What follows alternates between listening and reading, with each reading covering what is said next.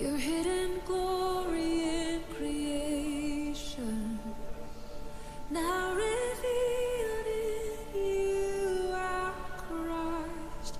What a beautiful name it is. What a beautiful name it is. You sing.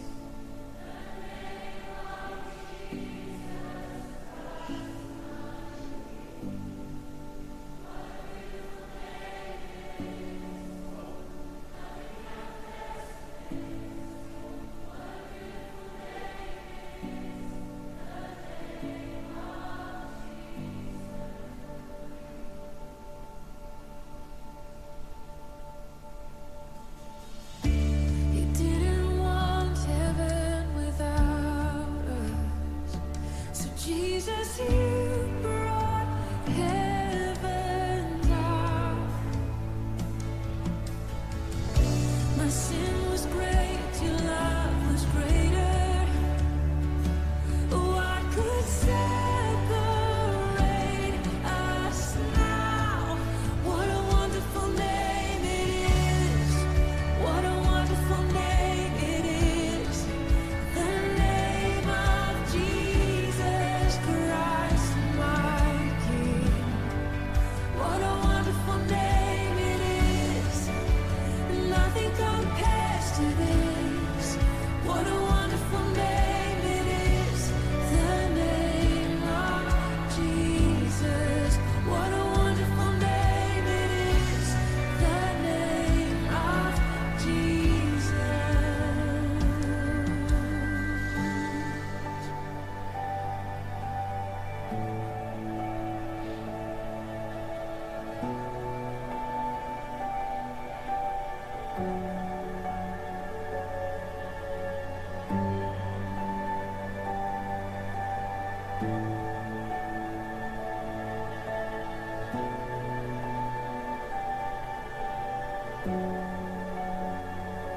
How sweet is your name, how good you are. We love to sing of your name, Lord. Love to sing of who you are. Death could not hold you. The veil tore before you. You silenced the boast of sin and grave. The heavens are roaring, the praise of your glory. For you are raised to life again. You have no rival, you have no equal. Now and forever, God, you reign. Yours is the kingdom, yours is the glory, yours is the name above all names. What a powerful name it is. What a powerful name it is. The name of Jesus Christ, my King. What a powerful name it is. Nothing can stand against. What a powerful name it is. The name. Sing it out. You have no rival. You have no rival. You have no equal. Now and forever, yours is the kingdom. Yours is the glory.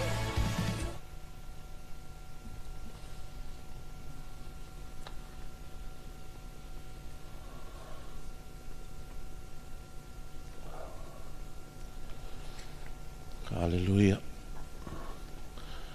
Praise the Lord.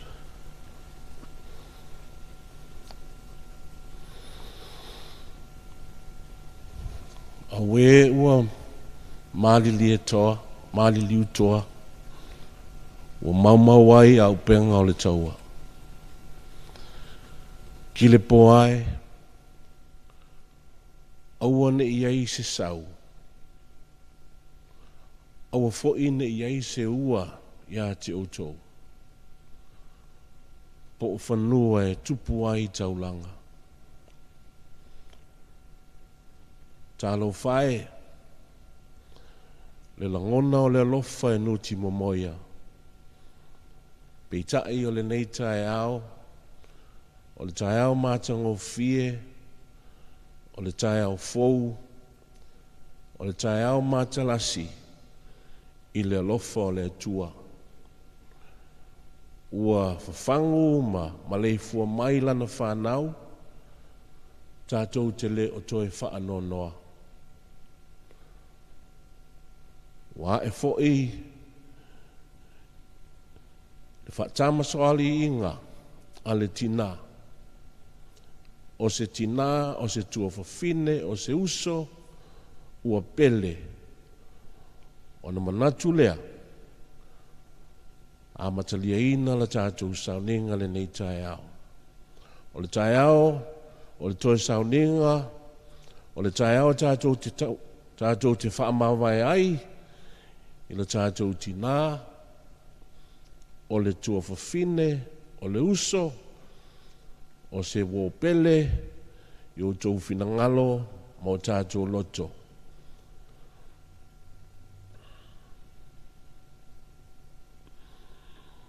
Tali tonu fo ele nei tae au. O le o toe nāma se la ina, le mafuanga, o le whaititi o le whainu mera. Pei ona tātou mafuta ai. Ona o loo ai ia pei tātou i le tūlanga, o le puipuia le whamai pei ona iai New Zealand nei.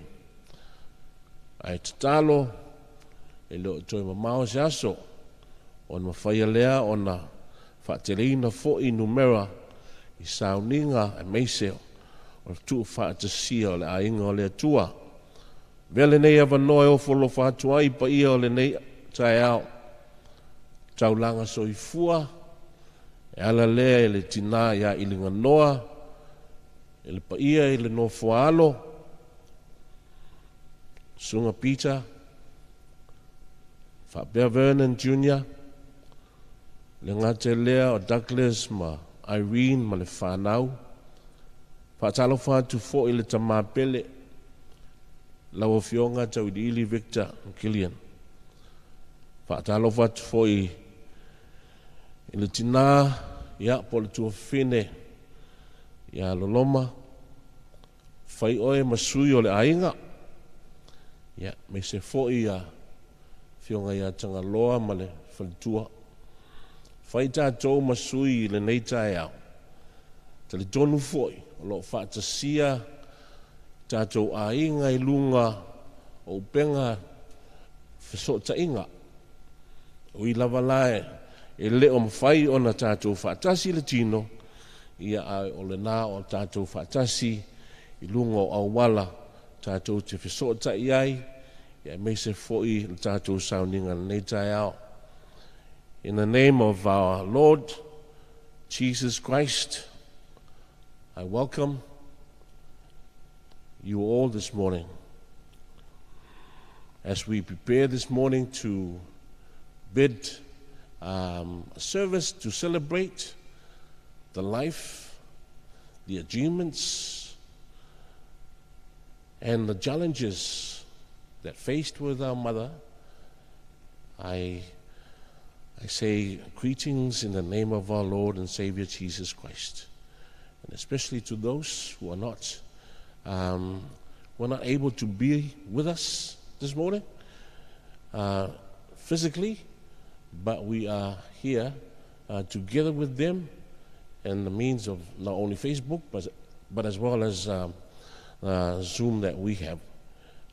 We come to share with Eleanor's family her last moments on this earth. And I believe that in one way or another, we have been touched by her life. A mother, a sister, a grandmother who has helped in many ways, not only to nurture, but as well as to encourage our family. O la tātou whaalata I le tua, I le nei tae ao, let us draw nigh to God. Sa awhia whinga a tā vita, whapea ia, o Iova o lo malama lama, ma lo o la tanga. Oi ea o te whewheai. O Iova o lo malosi lea, ma lo uola. O te matau ea ia te ai. The Lord is my light and my salvation. Whom shall I fear? The Lord is the strength of my life. Of whom shall I be afraid? O le atatu te talo. Anganga pa ia o oe lava o le whesoasoani sili. O oe lava o le whetū tai matangi. O oe lava o le tai ala. O oe lava mātou te maua ai le whaamā whanawhananga e leo noa. A whio mai tātou whaatasi le nei tae au. A whio mai e taita ina le sauninga pa ia o mawhai ana whaatasi ai o I mātou sui o lo ainga o mawhai ana mātou whaatasi ai I te tonu o le whale tāpua I nei. Mātou te wala au I le swafa manu malo o Yesu.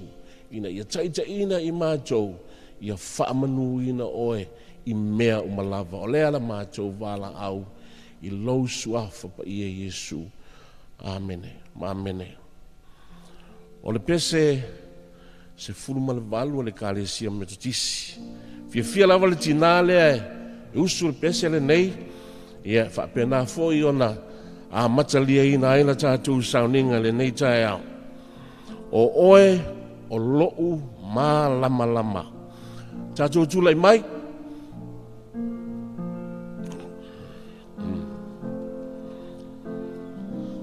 Hallelujah.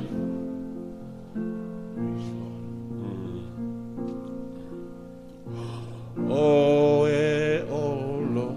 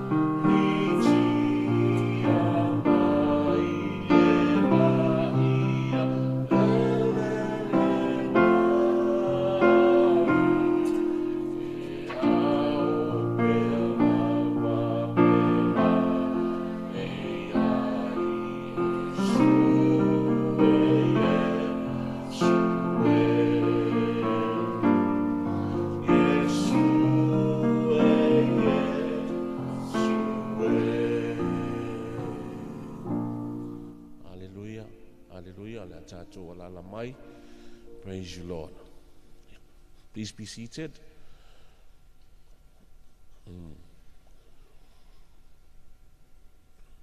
La tātou te talo. Amuia e whaanonoa. A wai whaamawhanawhanaina I lātou. Amuia e wala au le suafo oe lo mātou atua. Awa e te au mai ia te I mātou. Le whaamawhanawhananga e leo noa. Mātou te whaafetai, mātou te whaamanu, mātou te vivi'i. O oe lava le atua o le mātai sau. O oe lava le atua o le tupunga o mea I le langi ma le larolangi. O le ola o mātou maua, o ala o fio lea, e foa I mai ia I mātou. O oe o le pule le soifua, o oe o le au mai, le whaasinoala mo mātou tangata, o le finangalo foi, ina ia mātou maua le manuia e le au noa. O whaatasia I mātou o le ainga, o whanau, o lau o whainga luenga tutofi, o tupu matamali, o mātou whaafitaia oe le atua, o na oleola, o lo mātou tina, o le uso, o le awhawhine, o le tua whawhine, I tu tonu o lo mātou nei ainga. A veai o ia, e le ngata o se mea whainga luenga, na naunau atu ina ia mafuta atu ia te oe. Ai mātou te tali tonu fo ilo mātou atua, na e whaonga ina lona soifua I awala ese umalawa. Mātou te whaaftai ai le ie, awa o oe lava o le atua e alofa, o oe o le atua e whaamanatu ia te I mātou. I le aso ma le aso, o manuia ua maea ona e saunia mo mātou tangata. Mātou te whaaftai ona o Yesu. Le taulanga e tasi ai afe, na ia saunia mo I mātou. Le taulanga lea le atua, ua mātou saufanga tuai I lau o fio, ela I le whaolatanga, o mai a ona e saunia mo I mātou. Mātou te talo I le nei taeo, a o whaatasia ai lo mātou ainga. O wō mai māsani, mātou te wala auanganga pa ia, ina ia whesosoani mai. Alofangia le atua, ia le whanau, ia meise foi, o le tamā, loto whaanonoa. Mātou te talitonu lava le ie. I le iai o mātou tangata. Ua whaapena le ie o na pai mai o awalofa o ao whaamawhanawhana. Tafi e sea ai le aopongi sa. Sa whaapena o na uwhitia ai lo mātou nei ainga. Ai wana o le alanga, o le whaafetai ma le whaamanu. O le vi inga lea e whaafo I atu ia te oe. Mātou tālo ta mā, alofangia le nei sauninga. O alawa fo'i a mātou mōri mau. O se upu fo'i e, muri mai e whaamaro si au I o mātou tangata. A nganga pa ia, ta I tō luaina I mātou. O la mātou te tālo le atua, ia whaatasia I mātou e lo lava nganga. Ia fo'i atu le vi inga ia te oe leo noa. Ona o Yesu a mātou vala awai. Amen. Amen. Hallelujah. It's good to be in the presence of the Lord. And as we acknowledge the presence of the Holy Spirit within us. Whapena ona whawhelo i atu le tātou a inga ia oe o wō mai masani le ngā te lea ona u whainga luenga le tua i sunga i whawhengainga o mwhai ona tātou whatasi fo i le neitai au i lunga ia o penga te wha i langi pe ona wha o ngā ina ai le tātou sauninga mō le tina nei. Leisi vaenga tā ua o le tātou sauninga le neitai au o le whaitauina leo le tuspaia. Next on our program this morning is our Bible reading, and I'll call upon Amy Betau Apoe to do our Bible reading this morning. Yeah. So my Amy.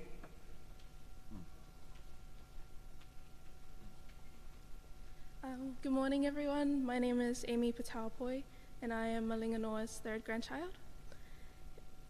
The first reading comes from Psalm chapter 23, verse 1 to 6. The Lord is my shepherd, I shall not want. He makes me to lie down in green pastures. He leads me beside the still waters. He restores my soul. He leads me in the paths of righteousness for his name's sake. Though I walk through the valley of the shadow of death, I will fear no evil, for you are with me. Your rod and your staff, they comfort me. You prepare a table before me in the presence of my enemies. You anoint my head with oil, my cup runs over. Surely goodness and mercy shall follow me all the days of my life, and I will dwell in the house of the Lord forever. The second reading comes from Philippians chapter 4, verse 19. And my God shall supply all your needs according to his riches in glory by Christ Jesus. This is the word of the Lord.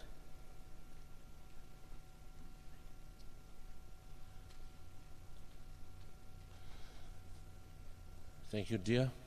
Yeah. Next on our program is a song of tribute by Ruth Nashu.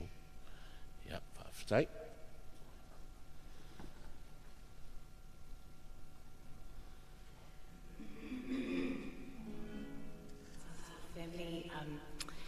The song I'm going to share is a song of thanksgiving to give praise to God for Auntie Noa.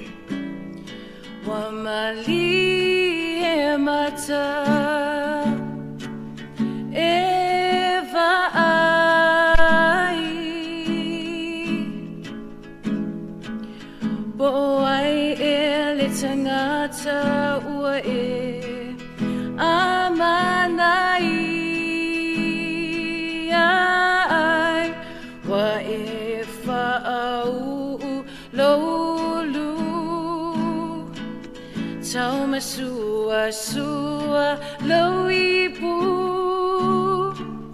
fa'afetai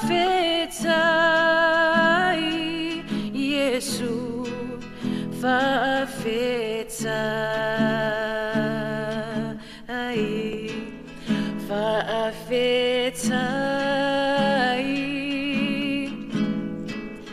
fa'afetai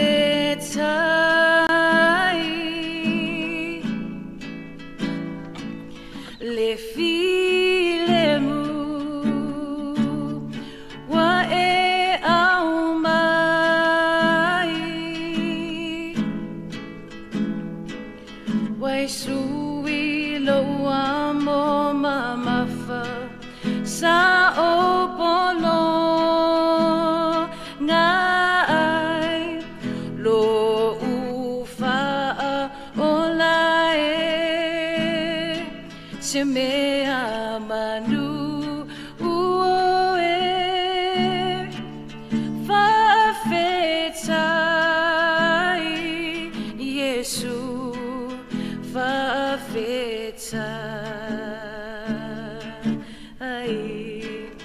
Lord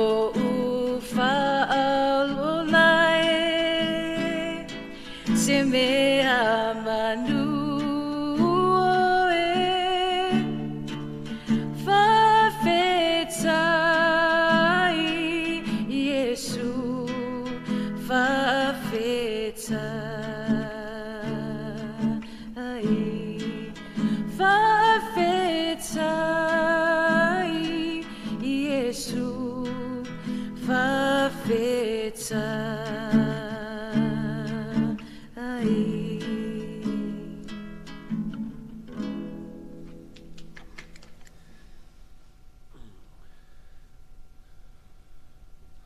Whawhetai. One of the things that happen within celebration of life services, we tend to be too restrictive, but we're supposed to be enjoying ourselves. Yeah, whawhetai roof. Hallelujah. Tātou ainga lava lea, ia misi la tō alo whapena ona. Tātou whaatasi lunga.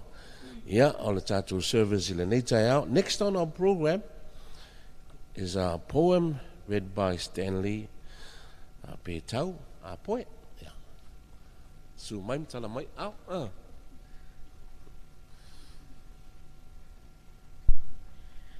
Good morning. My name is Stanley Petauapoi. I'm the fourth grandchild of Linganoa. Death is nothing at all. I have only slipped away into the next room.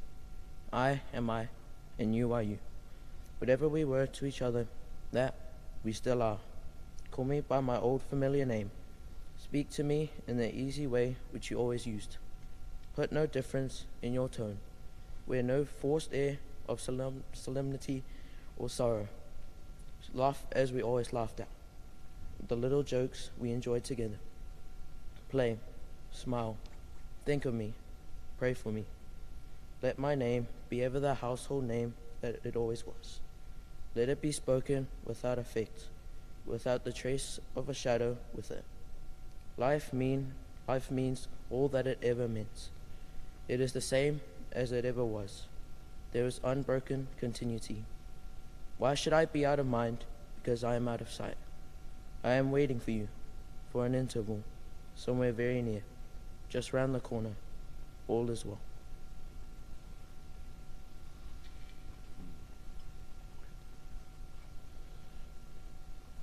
Whawhetai Stanley, life was ever that it was meant to be. O le moni ia, lisi vaenga o le tātou program in nei tai au, o tātou mori mau. For us here, you have gone through the program and the order that we have on there. So I suppose that's the order that we are doing it in. Is that correct? Yeah. So mai ama tala mai au. Ona vanone o tātou mori mau nei tai au whawhetai.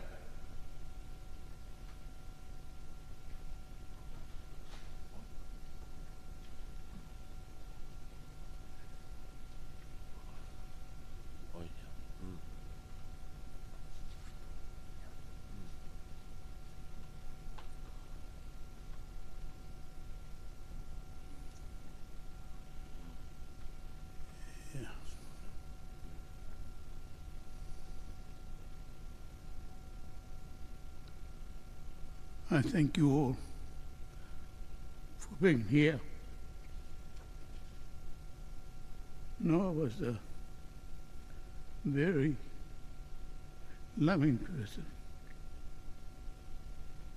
Everything when we first started, she said, I wanted to go out to a restaurant. I said, okay.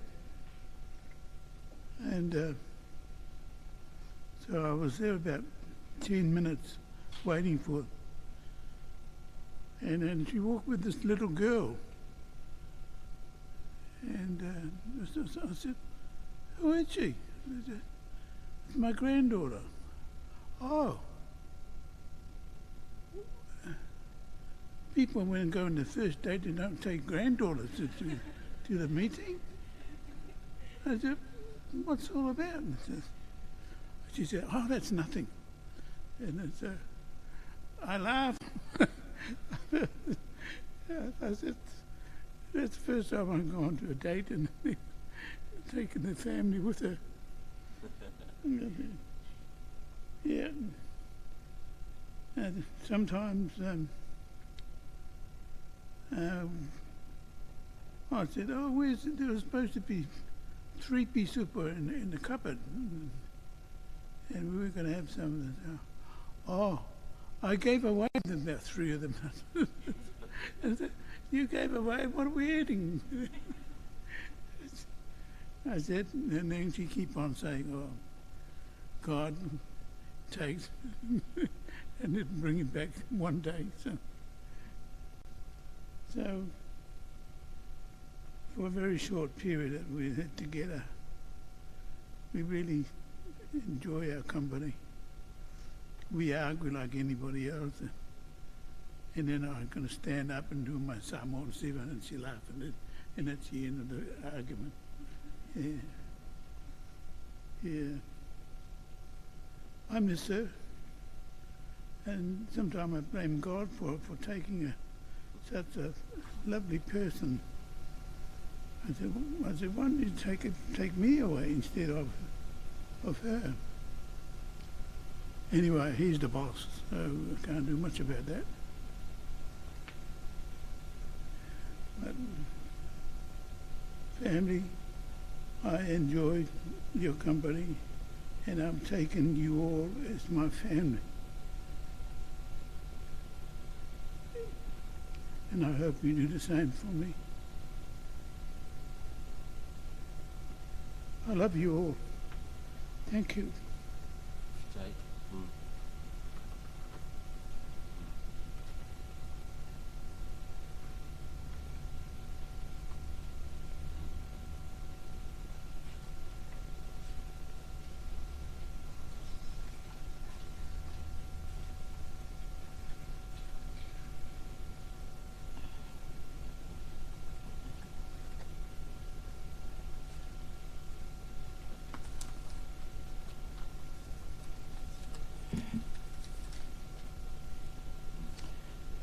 Fatalo fatu le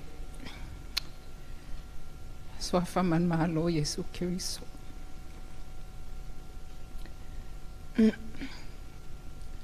Talofa and greetings to you all. In the precious and mighty name of our Lord Jesus Christ, King of Kings and Lord of Lords. For those who are watching this service on Facebook and don't know who I am, my name is Loloma Misa. Noah and I are first cousins. Noah's mother Eva and my mother Ella were sisters. Noah was like a big sister to me. We were very close.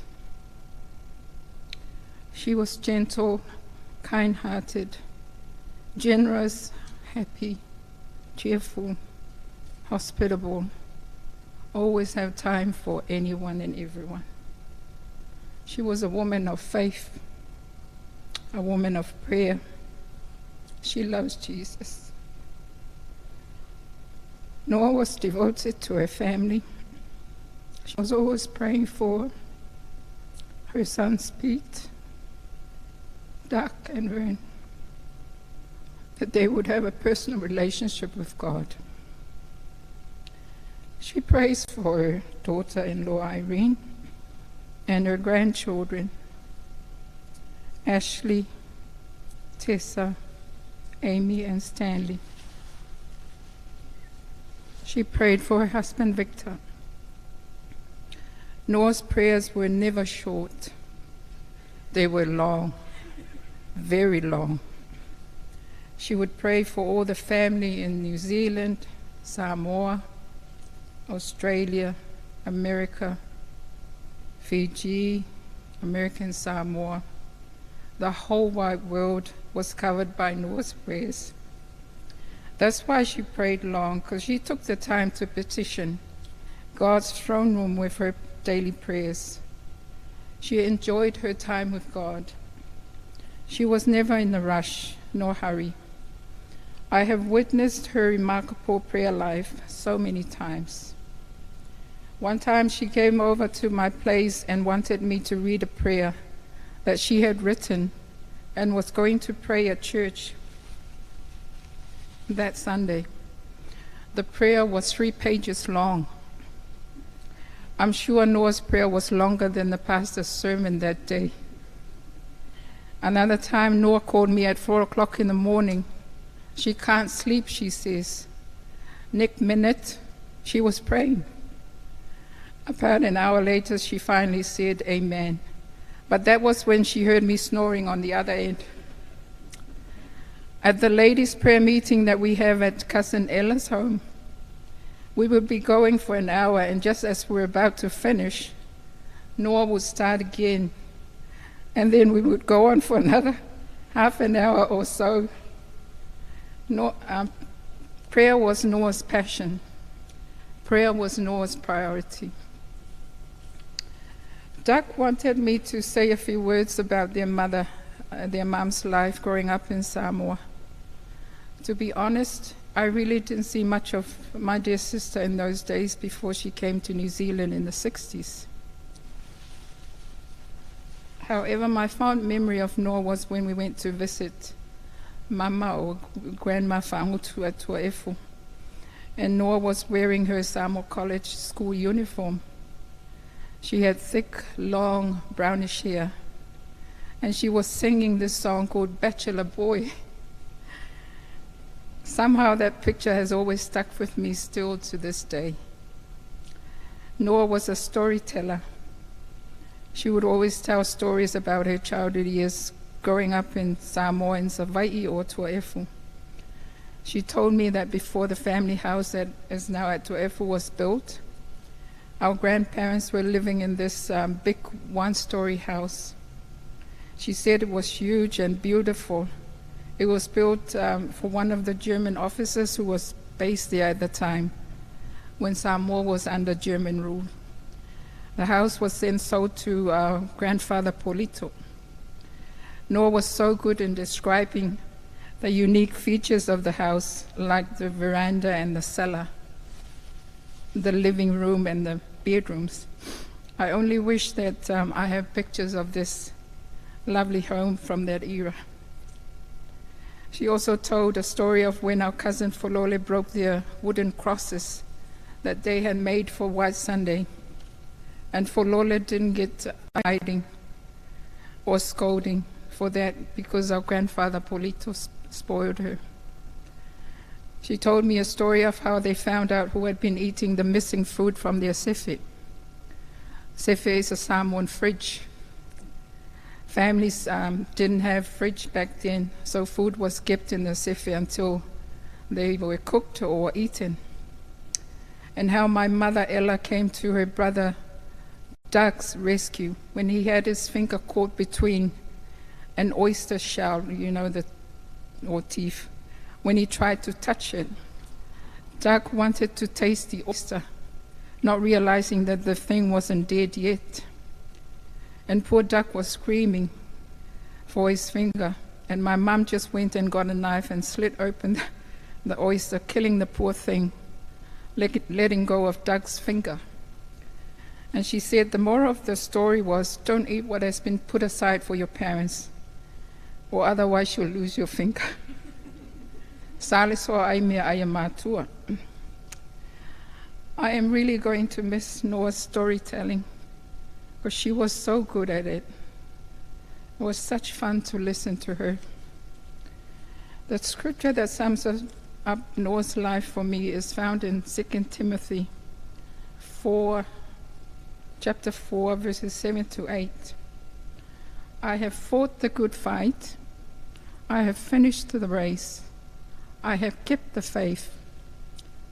Finally, there is laid up for me the crown of righteousness, which the Lord, the righteous judge, will give to me on that day, and not to me only, but also to all who have loved his appearing.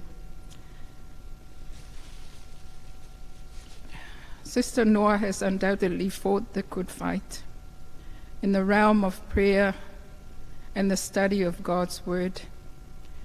She has left a legacy of life dedicated to prayer, of her service to God through the church, the community, and to her beloved family. I will miss her warm smile,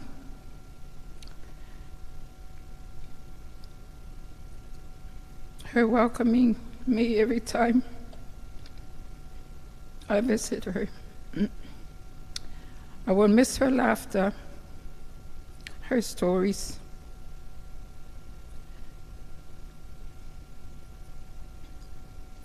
Now departed from us, a loving sister, a caring auntie, devoted mother, grandmother, and wife, a beautiful soul, a prayer warrior, a woman of faith, now gone to be with her Lord and Savior and her eternal God.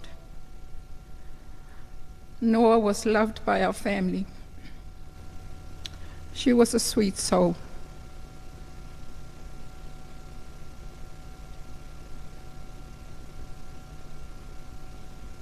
She was a beautiful person. Pete, Doug, Vern, Irene, Ashley, Tessa, Amy, Victor. Thank you for sharing your lovely mother, grandmother, and wife with us. She was a gem, a legend. Manuela Malanga uso.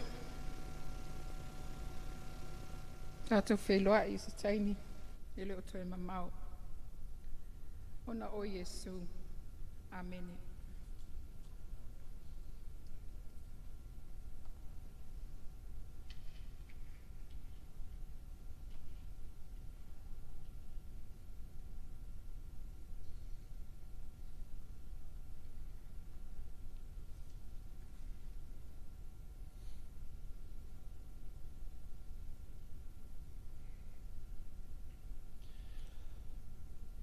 Talofa and greetings to you all.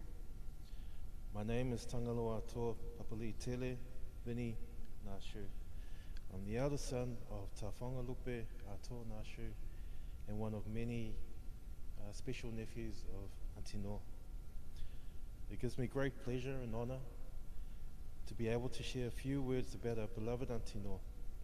Due to the COVID restrictions here in Auckland, I will try my best to represent my generation of our family who can't be here physically, but I know they are all here spiritually. Auntie Noa was a very special lady in so many ways, too many to mention here. So I want to reflect on the main ones that I'm sure that we can all agree upon, some that Auntie Laloma has already mentioned. Firstly, she was a strong woman of God. Ever since I've known Auntie Noa, she's always been a dedicated Christian. And over the years, the faith only got stronger. I remember the devotions in the evenings we used to have at the boys, especially the ones before we went out clubbing. They were long prayers. Yes, they were very long. And I can guarantee one of us would doze off. But now I understand why. Auntie, when she prays for every single person. For example, when she prays for my family, not only does she mention my siblings' names, but even the names of all their children. So her memory was on point even before she left this physical world. Auntie Noa's mind was very sharp. The other fond memory of Auntie is how she was a mother figure to all our cousins. We all slept there one time or another. Some of us even lived with the Apois. She opened her home to everyone. The common denominator was Auntie and her ways to make you feel at home regardless. She wasn't strict, always comforting us with her love, food, and of course, her prayers of protection. She made all the cousins feel like they were her favorite niece and nephews. Lastly, her giving heart. It didn't matter who you were, she would give the clothes off her back to warm someone else.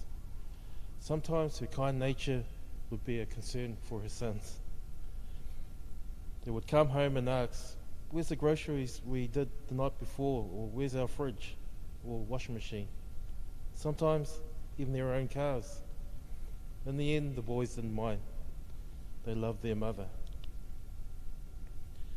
Auntie would give it away without thinking twice, because that's just the way she was. A saint to so many people, family, friends, and even total strangers. She shared with everyone. Victor, Peter, Vernon, Doug, Irene, the grandchildren, Ashley, Tessa, Amy, Stanley, and of course Cujo. We love you and we're here for you. Take comfort in knowing that both our mums and other family members who have passed are rejoicing in heaven, where there's no more pain and suffering. Auntie Noor, we praise God for the blessing and the impact that you've had on each of our lives. We remember and honour you today. We love you, Manawea Lo Malanga. And one of her favourite phrases to each and every one of us, and I'm sure you know this, is her phrase that goes, "God is before you, behind you, and all around you, and inside of you." Thank you.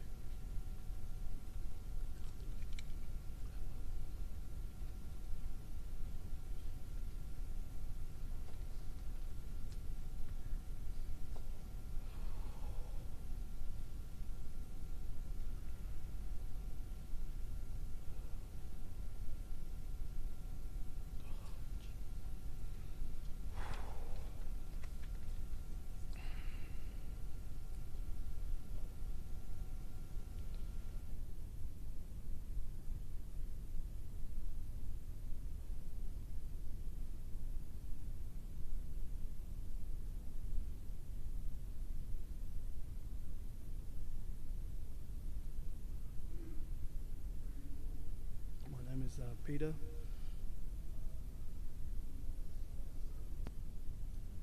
Apologise for my short speech, but as well as I've got mum's messages from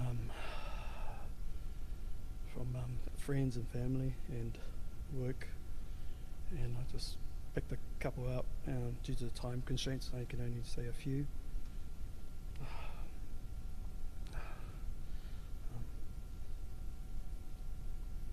My memories of Illinois and the love of the family surround you and give you strength in the days ahead. Love Pacific Care. To Vic and family, our deepest sympathies to you and your family. Our thoughts and prayers are with you in your time of grief from your extended family, the Killingham family. God bless. To Vernon and family, from us all in Vins, all thinking of you this difficult time, and send us sincere condolences. Dearest Noor, dearest sister Noor, a whisper of our angel, your words will be. The glory of your angel, your light shall be. A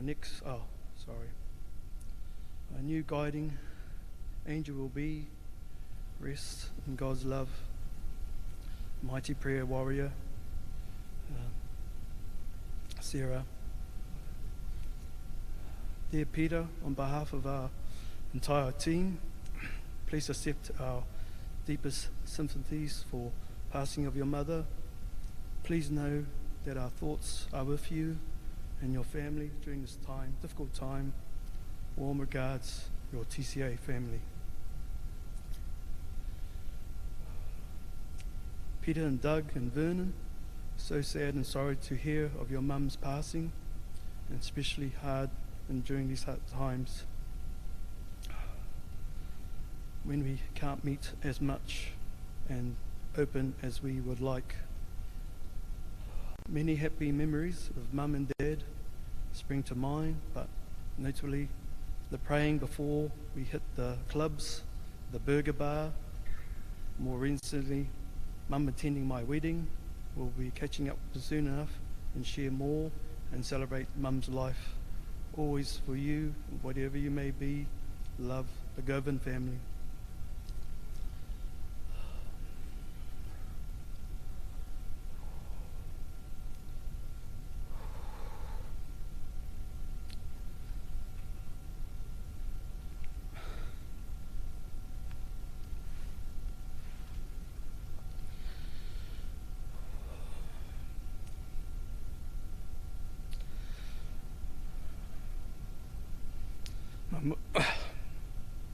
My mum was strong in heart and loved events like funerals, and that we should have them more often. So we really appreciate all the messages and everything that's come our way in the last week. Our aim today is simple. We just want to give Mum the best farewell that she so richly deserves. We have our bubble of 10 here with us, but thanks to technology, we're able to connect with everybody around the world. Now, there are a lot of people I need to thank here before I start my eulogy, but I'd like to thank our extended bubble here in Auckland, in New Zealand, Victor, Pete, Vern, my brothers, my wife Irene, and our 4 kids that you've met already, or 2 of them that you've met already and 2 to come, and of course Mum's other son, Cujo. Mum really struggled. The lockdown in Auckland's been going for about 9 weeks, and she really struggled during the first 4 weeks, not being able to see family. And so we're really grateful that that we were able to have extended our bubble to include some of our cousins who were able to spend time with Mum in those final weeks. I'd like to thank Luthera, Tamara and Aniva, our cousins, who've worked tirelessly, whether at home making sure that we're fed and that visitors are taken care of, and making sure that the house looks amazing. The flowers here today, and even cleaning up at the cemetery where we'll be heading at the end here. They've done an amazing job, including the program, getting that done up until probably a few hours ago, doing an overnighter. So thanks so much for all that, all the work that you guys have done. I'd like to thank Ruth, who's here with us today, and baby Hope for serenading and entertaining Mum when she felt really low at the end. And and Mum loves singing. Singing and prayer go hand in hand for Mum. And towards the end there, she wasn't able to sing, so it was, we're really thankful that we had our mini choir that were able to sing and serenade Mum towards the end.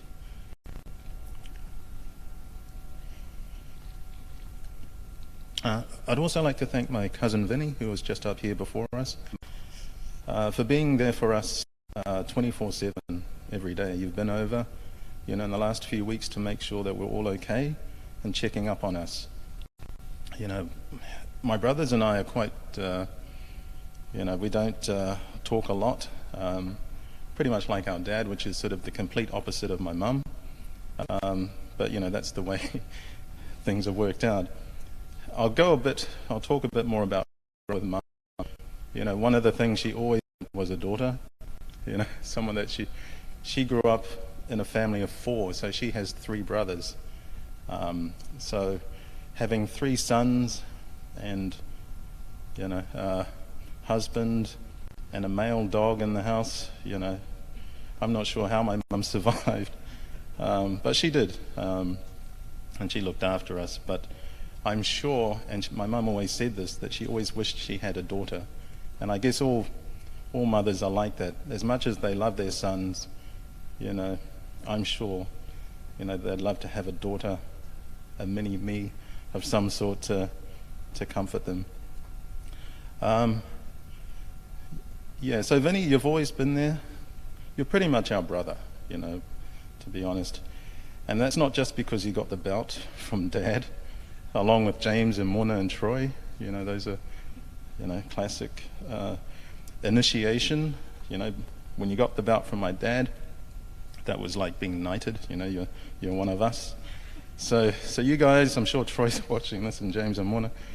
You know, you guys, you know, all the sleepovers that we did in the school holidays and stuff. You know, it's also awesome that, you know, we have our brothers and sisters. Our mums were sisters. You know, my Auntie Christina, my Auntie Tafonga, our late aunties, our late Auntie Irene, and of course our late Auntie Loloma. You know, I guess we're, if anything, happy that they're together again, along with all our other aunties and you know, members of our family that have passed. And I'm sure they're all laughing and singing and probably annoyed now that Mum's joined them for those long prayers. But you know, better on that side than this side. Not really, but you know what I mean. There was always some, what's that? Something about cloud and lightning. But anyway, I'm sure they're all laughing, praying, and singing together, and enjoying welcoming Mum to the back to the club. I'd like to especially thank our uncle Alapati, our tour here today, presiding, not just for today, but also guiding us through this process. Because our bubble is quite limited, we can't reach out to some of our other uncles and aunties that we would normally be able to do. So Uncle, thanks for all that you do, and you know, without you, I'm not really sure, you know, what we'd be doing today. So thanks again. And also my Auntie Loloma, yeah, as she said, she's pretty much like my mum's younger sister. Not quite the daughter that she wanted, so maybe, in a way, that sort of helped. So thank you, Auntie, you pretty much helped and nursed Mum during those final days. We tried to feed her, you know, Mum her usual food, but she wasn't eating towards the end. But, you know, Auntie Loma would bring some Samoan food for her. And, you know, Mum's eyes would light up, and, you know, that little bit of food that she was able to eat, you know, gave her strength to keep going in those last few days. I'd also like to thank my cousin, Johnny Tapu, for the slideshow that you're going to watch later on. You know, as I mentioned, Johnny's mum, Vinny's mum, you know, pretty much sisters growing up, and, you know, their laugh and everything else about them, you know, we all miss. So if you talk to any of us that are left here, you know, there's a big hole in all our lives with, you know, with our mums being away. So, just towards the end here, I'd like to thank the Totara Hospice, staff at Middlemore Hospital. You know, Mum can be a bit of a handful sometimes, but they were patient and they looked after her. You know, all the numerous visits that we had. And also the Auckland Hospital Radiology, St. John's ambulances, and all the teams, you know, that would come over and care for Mum and make sure that she was okay. I'd like to thank our employers. I think there was something from Vins for Vernon, Tasman, Cargo for Pete, and Deloitte and our workmates for all the gifts, flowers, and support, you know, the time off and flexibility that we've enjoyed so over this week to make sure that we get all these arrangements done. I'd like to thank also Esse and his team here at the funeral home for all the great work and looking after Mum and arranging the funeral.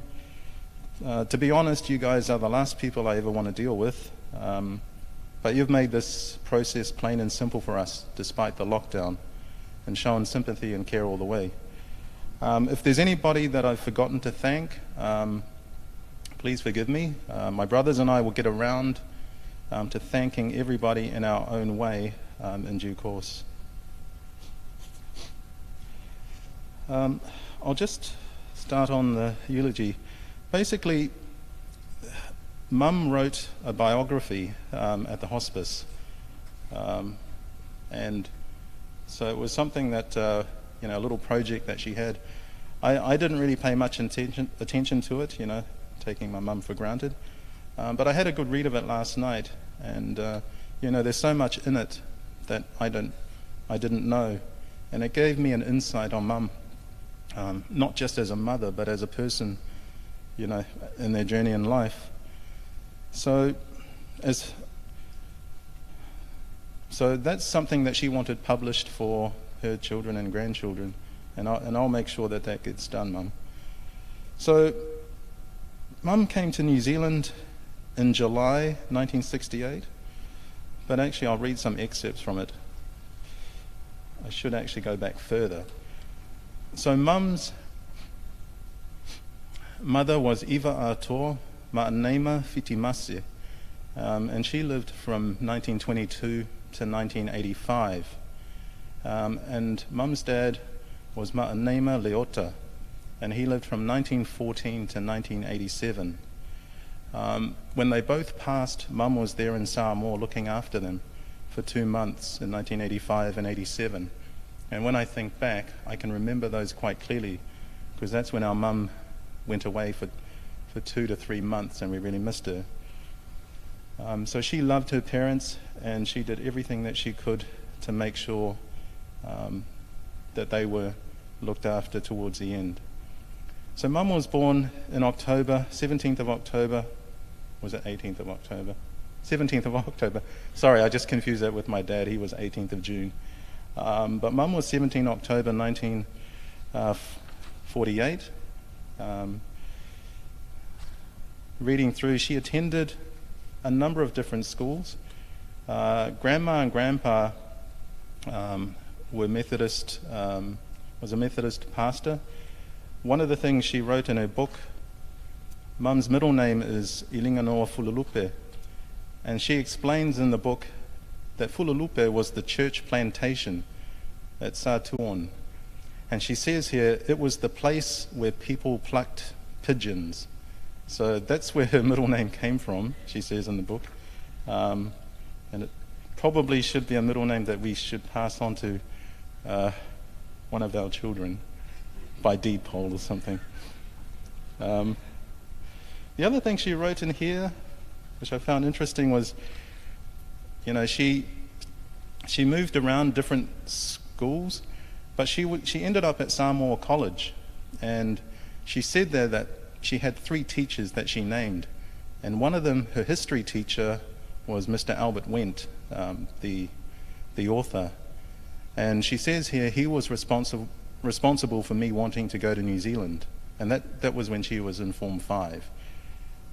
She sat School C, and then on July the 6th, 1968, she flew to New Zealand. And she says here, before she left Samoa, Auntie Rosabelle, Auntie Losa gave me some New Zealand-style clothes suitable for the climate here, because apparently it was supposed to be snowing in Auckland, she says here. So she laughed about that. So she lived with her auntie Ilinganoa, who she was named after, and the Lela Ulu family in Herne Bay. So she goes on about this in here, and it's really interesting. But she went there to study. She came to New Zealand and she studied at the Auckland Business College to learn shorthand and typing. And then the next paragraph, she said, when she finished in 1969, she was 21 and had a boyfriend. And she said, he seemed to love my brown skin and blonde hair. And I thought, blonde hair? So maybe uncle or someone can explain that. Maybe she had brown hair. But Vena Apoi were married on the 30th of January 1970, and at the Newton PIC, Pacific Island Church, just at the end of Ponsonby Road. I think that's all I'll quote from here, because the rest, there's a lot of interesting stuff, a lot of it personal, and we'll treasure that forever. When I think about my mum, my brothers are about a year apart. So if you can imagine my mum living in Ponsonby, Waterview, Freeman's Bay. We sort of moved around at the time. When Vernon was born, I would have been 18 months, and Pete would have been another year. So, what is that? 28 months. So that would have meant Mum had 3 boys under 3 years old, and that was back when there were no disposable nappies. So I guess, cloth nappies that need to be washed and everything. And I remember she would always tell us growing up that, Doug, I was the fat one, and I was always crying for food. And she said that she put me on cow's milk, early, because, obviously she had Vern to feed, and Pete was running around causing a lot of mayhem. Everybody thinks that Pete is sort of the easygoing, the nice one of the 3 of us, but he wasn't like that. It changed somewhere, probably at Mangere Intermediate, I think, but up until then, because my mum would tell us stories about, she'd be feeding Vern, I'd be, sitting around, and she said Peter would be grabbing the milk bottles, which back in those days was made of glass, and he'd be throwing it at the front door. So there'd be broken glass everywhere, and Pete would be the one, trying to pick up the broken glass. And there were other stories about knives, And Vernon's got this big scar on his hand because apparently he held the blade of a big kitchen knife and Peter grabbed the handle and pulled it. So, these sorts of things, my kids don't believe me when I tell them that Pete was the wild one, because he's not like that anymore. So, Pete, I think he passed that on to Vernon. Because the other thing I used to love was my mum would say, and I didn't believe this, that when she was sad, and I was probably like 3 or 4, that I'd sit there and sing to her. And my favorite song to sing to her was Blue Bayou for some reason. And I'd say, no way, Mum. I must have blocked that out because singing is not my thing anymore. So that's one memory. So in the 70s, we moved to Ettrick Place in Mangere East, and that's where we did most of our growing up. We played soccer and cricket and a lot of other things till midnight. And I always remember my mum calling out to us, or yelling pretty much, to come inside and eat dinner and, to help out with the gardening. But, we were more interested in breakdancing and all the other stuff back in the 80s that we got up to with all the boys in our street. Those were fun days. And there was no PlayStation back then and no money, so we had marbles and everything else. So that was our childhood pretty much. We talk about Mum having 3 sons, but actually she had a lot of sons and daughters. When we lived in Ettrick Place, and some of my cousins will appear on some of the videos later, we had a lot of families come live with us, and that was just the way it was, and the way it is now. We were lucky to come from Samoa to New Zealand, and my mum and dad always felt the obligation, responsibility to make sure that the rest of the family, had the same opportunity that we have, and made sure that, if people needed a place to stay, our door was always open. So we had a lot of families stay with us. I can remember a lot of them, Uncle Lua and Ati Suli, and the kids. I think they're mostly in Melbourne now. All our cousins from Samoa on my dad's side, Masalusi, Nora, Emma, Brian, Sunny, and there was also Lucy and Alofa. And, they lived with us, grew up with us, and they all graduated from university with degrees and now live successful lives in Samoa and Australia, South Africa, Sweden, Germany, and New Zealand. So I'm sure they're probably on this call watching. And, they know that me and my brothers count them as our brothers and sisters too. So I'm sure they miss Mum just as much as we do.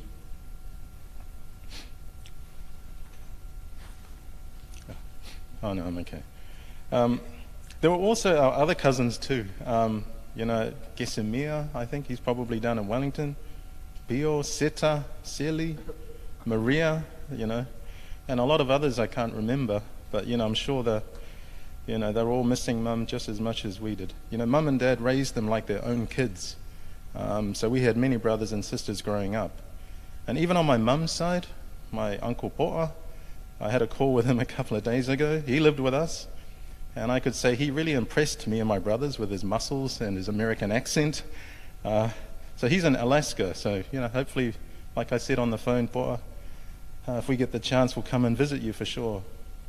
The other thing growing up, schooling was really important to mum and dad. Even though my dad, he enjoyed bookkeeping and he had a dream of coming to New Zealand and doing accounting work. But because he had kids and a family, he ended up, working in a factory, working as a taxi driver. My mum worked in a burger bar, as well as sort of reception work. They basically did what it took to make sure that we had something to eat and that we had somewhere to live. But they set very high expectations for their kids. Like typical Samoan parents, they wanted a lawyer, a doctor, an accountant, and of course the church minister. Especially the church minister, because mum's dad and her grandpa in Samoa were Methodist ministers. So, there was a tradition for my brother Peter to live up to, which I think I was the closest. I worked for a Catholic missionary society for 6 years looking after their money, and I guess when I told mum that, I said, well, mum, they're Catholic, and she said, oh, it doesn't matter, we're all Christian, we all believe in God. So that was cool. I felt like I'd ticked off 3 on the list there. I got my law degree in accountant, and I thought, you guys need to hurry up and, one of you needs to be a doctor. It's never too late. Although mum got her own degree in Bachelor of Health Science. So in a way, she did that herself. She got tired of her sons not living up to one of, ticking off one of those boxes. We still don't have a doctor in the family, I don't think. So, mum went ahead, and that's one of the things. Mum reinvented herself, towards the end. Yeah, she would have been one of the, she went ahead and got that degree. And I was so proud of my mum. It's like, we get so many opportunities to study, and, we're brought up in this system here in New Zealand. But she, having raised kids, her own kids, and, all the kids that I've mentioned, she decided, well, now it's my turn to get a qualification in what I want to do. So I was really proud of her. And one of the photos in the, I think Troy and one of my other cousins, I don't think I was here for her graduation, is one of my favorite photos to see. Because, when she got that degree, to me it was like she practiced what she preached.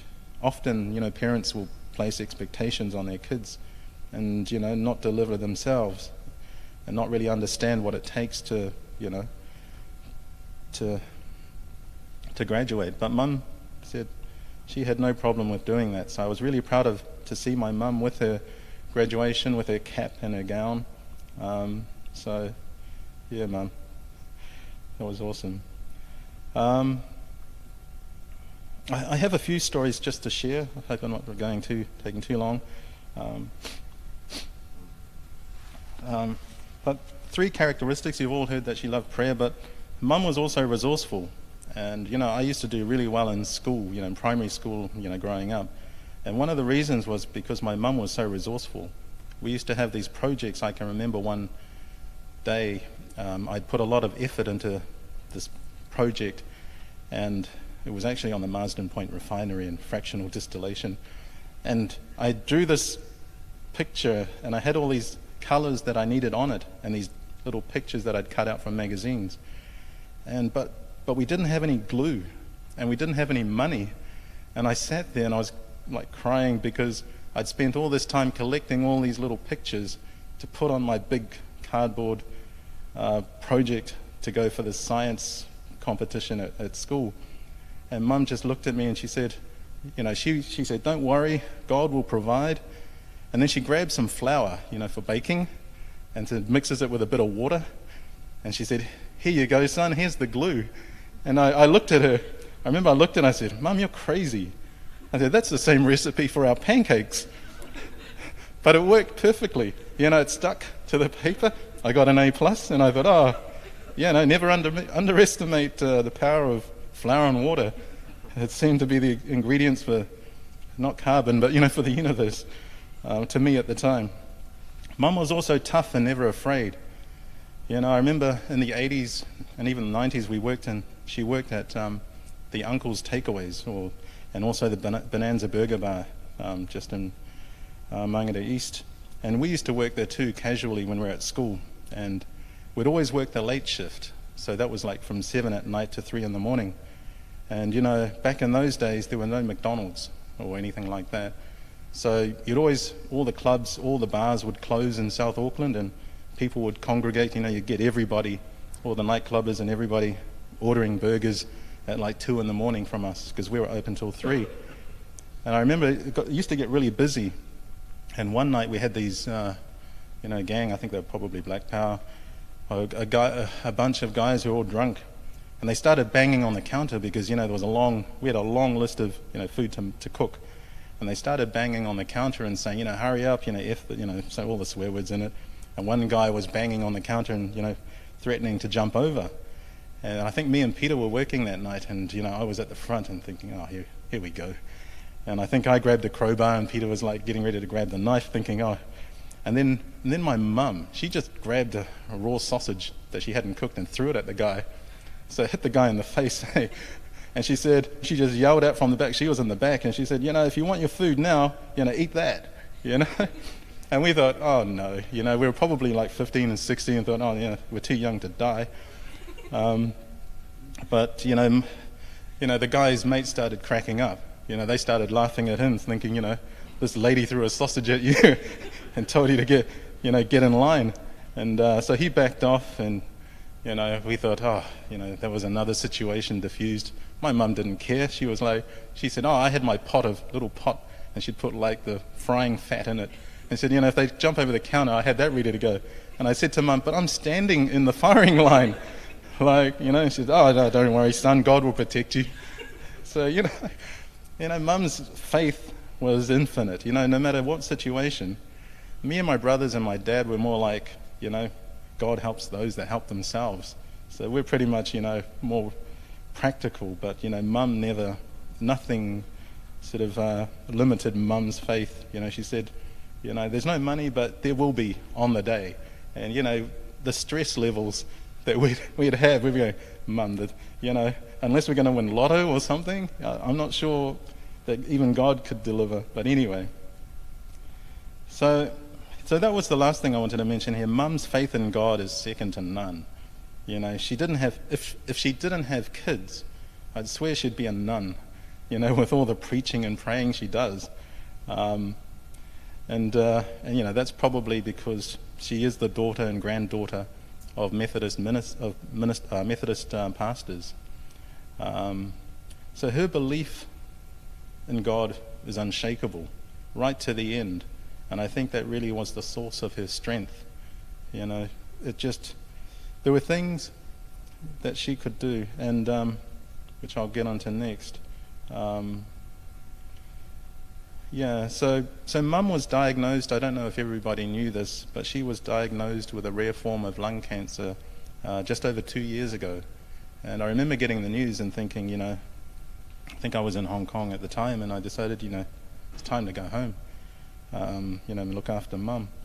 And so she managed to fight it. You know, initially there were natural remedies, so I think one of my mates' friends who'd been fighting cancer had a natural remedy that Mum, I don't know whether it worked, but it definitely lifted her spirits. You know, she did, you know, this is working. So I'm not, you know, I don't really care about sort of medical evidence and things like that. Whether it helped or not, it lifted her spirits, and she was out there cutting leaves and aloe vera, mixing it with tequila, and, you know, in the dark, you know. So this is what you had to do, and she was doing it, and, you know, and for whatever reason, you know, it lifted her, and so that was fine. I don't really care whether people say it was a crazy thing or not, but it worked for her. She eventually did the radiology, and at the end, some surgery to try and limit the growth of the tumor that was growing in her lungs. So we're really grateful that she had 2 years with us, and 2 years for us to enjoy Mum's presence. And the week before she passed, she turned 73. So she made it, and a big part of that was her faith, that kept her going. Regardless of what anybody else said, the doctor said, well, you might have 6 months if you're lucky, you might have two months, and she said, she made it 2 years, especially with COVID. Last year's COVID lockdown, and this year I thought, that's the end of mum. Like if you've got lung cancer and you've got some sort of virus out there, she was really vulnerable, but no, she made it through, and up until last Thursday, succumbed to it eventually. And I'm really grateful that we were all there with her, keeping. One of the things she said to me when she went to hospital was, because at level 3, there's a risk that she wouldn't be able to come home. So she said to me, make sure that I don't, get left alone in hospital. So we never did the hospice thing. We said, no, Mum, you're going to be at home with us. So I'm grateful that we were able to do that for her. Lastly, I just want to thank my brothers, Pete and Vern, who looked after Mum from 2002 when Dad passed away. I had moved overseas not long after that, so they took care of Mum and made sure she had whatever she needed. So thanks, bros. Mum really relied on you, and you guys, really looked after Mum and made sure that she was happy. Whether you lost cars or golf clubs or, fridges or food, in the end, these are just material things that we don't, we can't take with us. And in the end, when you think back, it's all about relationships, all that matter. That's all we ever remember. Nothing else matters. So I'd also like to thank Victor.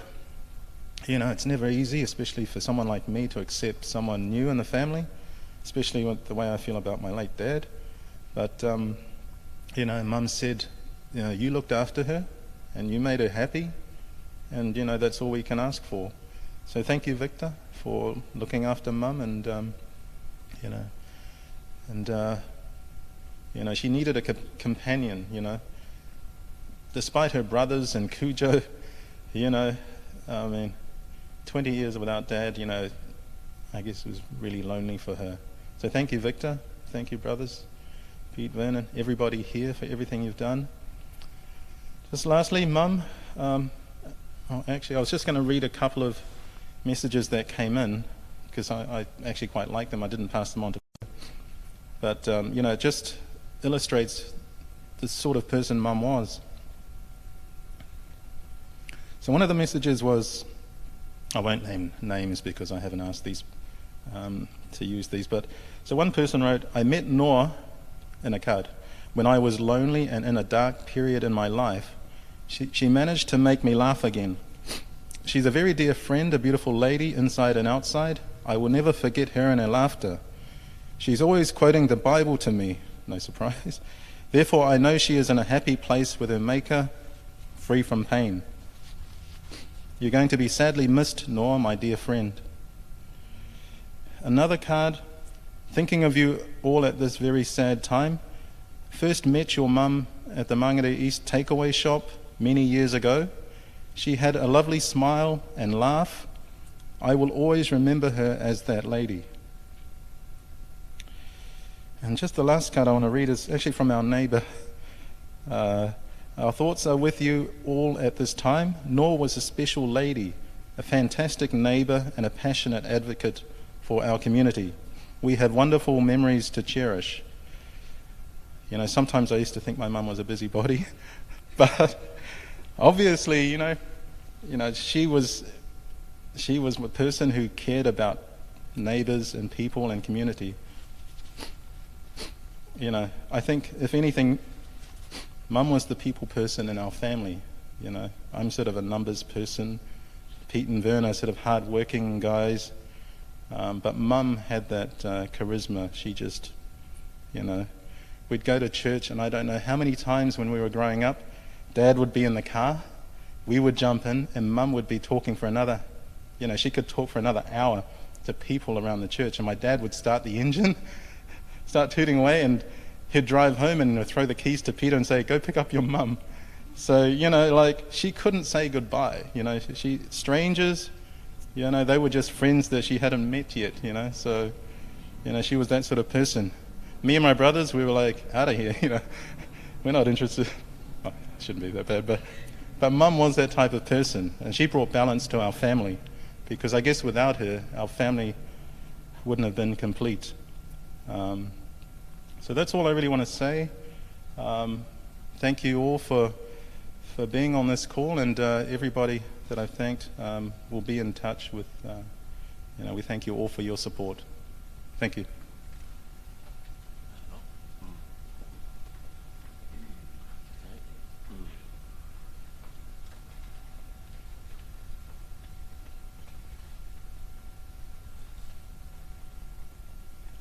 Hi, my name is Vernon Solomona Apoi. I am the youngest of Noah's sons, and of course the favourite of the three. She said that before.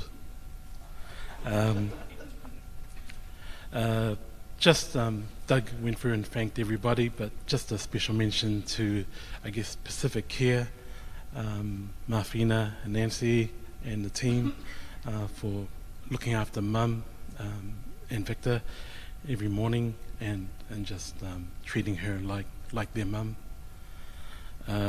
Also thank the St. John Ambulance for the many visits they made to our home. Yes, they had a lot of patience, and looked after Mum as well. As everyone has mentioned, Mum is a strong-willed, passionate woman, Christian woman, and she loved the Lord, then family, and then everything else fell in behind. Mum attended church, so many churches. I'm not too sure how many there were, but there was a service on Saturday and a service on Sunday. She'd been two churches. Thank you, Victor.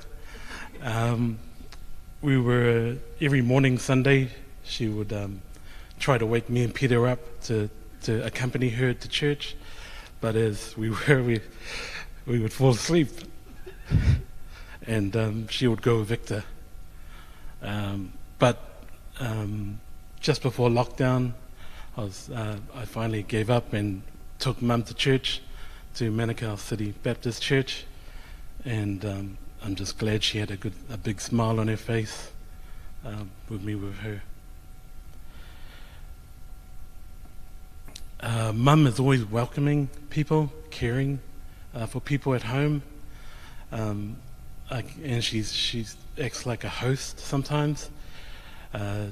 Like when a few of my mates come over, we play poker, and we're playing in the garage, and she comes out and welcomes everybody, and would you like a ipoki?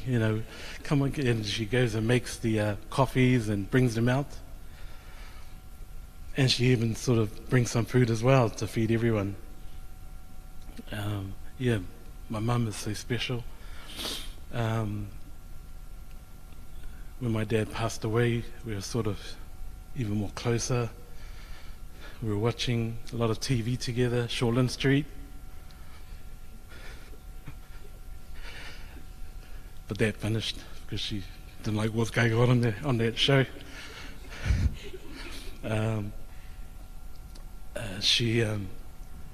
Her hair went white because of, I guess she was getting wiser, and she died at one time, probably must be 5 or 10 years ago. And I remember saying to her, can you not dye your hair? I don't want you to look like my sister. I want you to look like my mum. And she had a smile on her face when I said that. That's because I'm the favourite.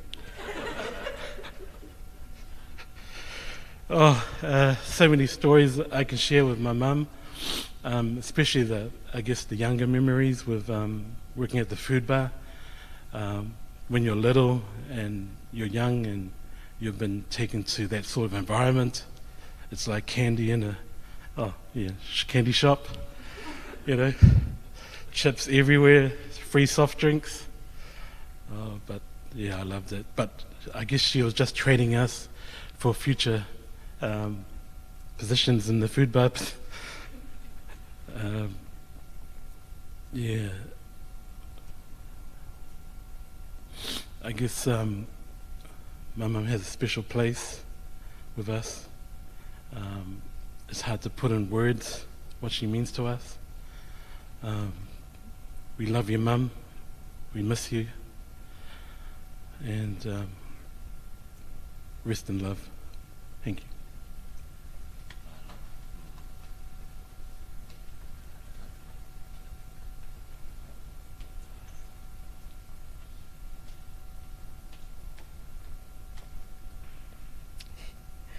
Sorry. Hi everyone, my name's Tessa Patel-Apoi and I'm the second eldest grandchild of Ilinganoa. Thank you so much for attending today's service, even though it's virtually. I'm sure there are many memories we all have and treasure with my grandma, so I'd like to share some of mine in my capacity as her granddaughter. My grandma was truly a woman of God who spread the word wherever she went. She also had the most beautiful voice and was so graceful when she sang. She was so dedicated that she would walk into our rooms at 3 a.m. with her guitar. She'd tap us and be like, "Tess, are you awake?"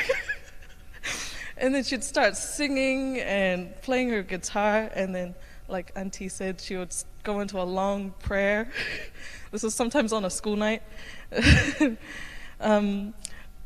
Now, like all my siblings and my parents know that they shouldn't wake me up because I get really moody. And so when Grandma used to do this, it used to like irritate me. But I never said that to her, but looking back now, I'd do anything to be woken up like that again. Another memorable trait that my grandma had was that she was almost always late to everything. I think if she was here today, she'd probably be late to her own service. I'd probably chalk it up to her driving 70 Ks on State Highway 20. But she was definitely a careful driver, and even when other people beeped at her, she would pray for them. But her most obvious trait was her kind and selfless nature. She was always giving and doing her best to help others, and she had such a pure soul that attracted so many people to her. She prayed for everyone. She even prayed for some of my friends that she'd only met once, and she'd name them all.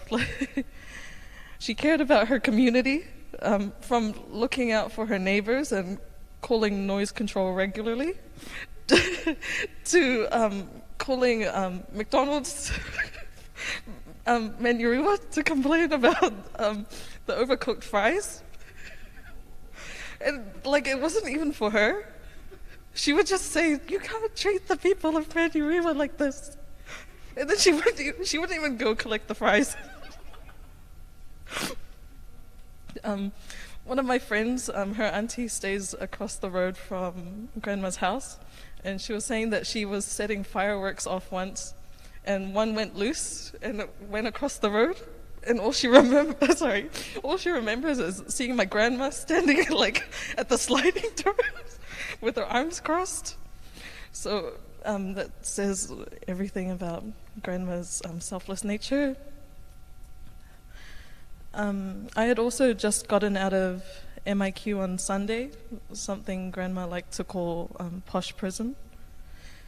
It's exam season at the moment, so the week leading up to her passing, I had pulled quite a few late-nighters and was often running on 3 to 4 hours of sleep. On the morning of her passing, I had my first exam. So after my exam, I decided to have an early night's sleep, and I went to bed at like 9 p.m. because I was exhausted. And then I woke up again at 10 p.m. and I didn't know why I woke up. And I just remember like being really annoyed and like trying to go back to bed. That didn't work. Not even 10 minutes after that, I received the news of my grandma's passing. Sorry. I can't help to think that she had come to wake me up again and pray and sing and say goodbye one last time.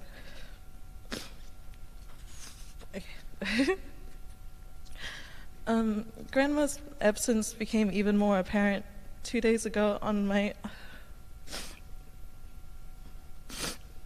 sorry, on my 22nd birthday, because it was the first time in 22 years I hadn't gotten a call with my grandma singing on the other end.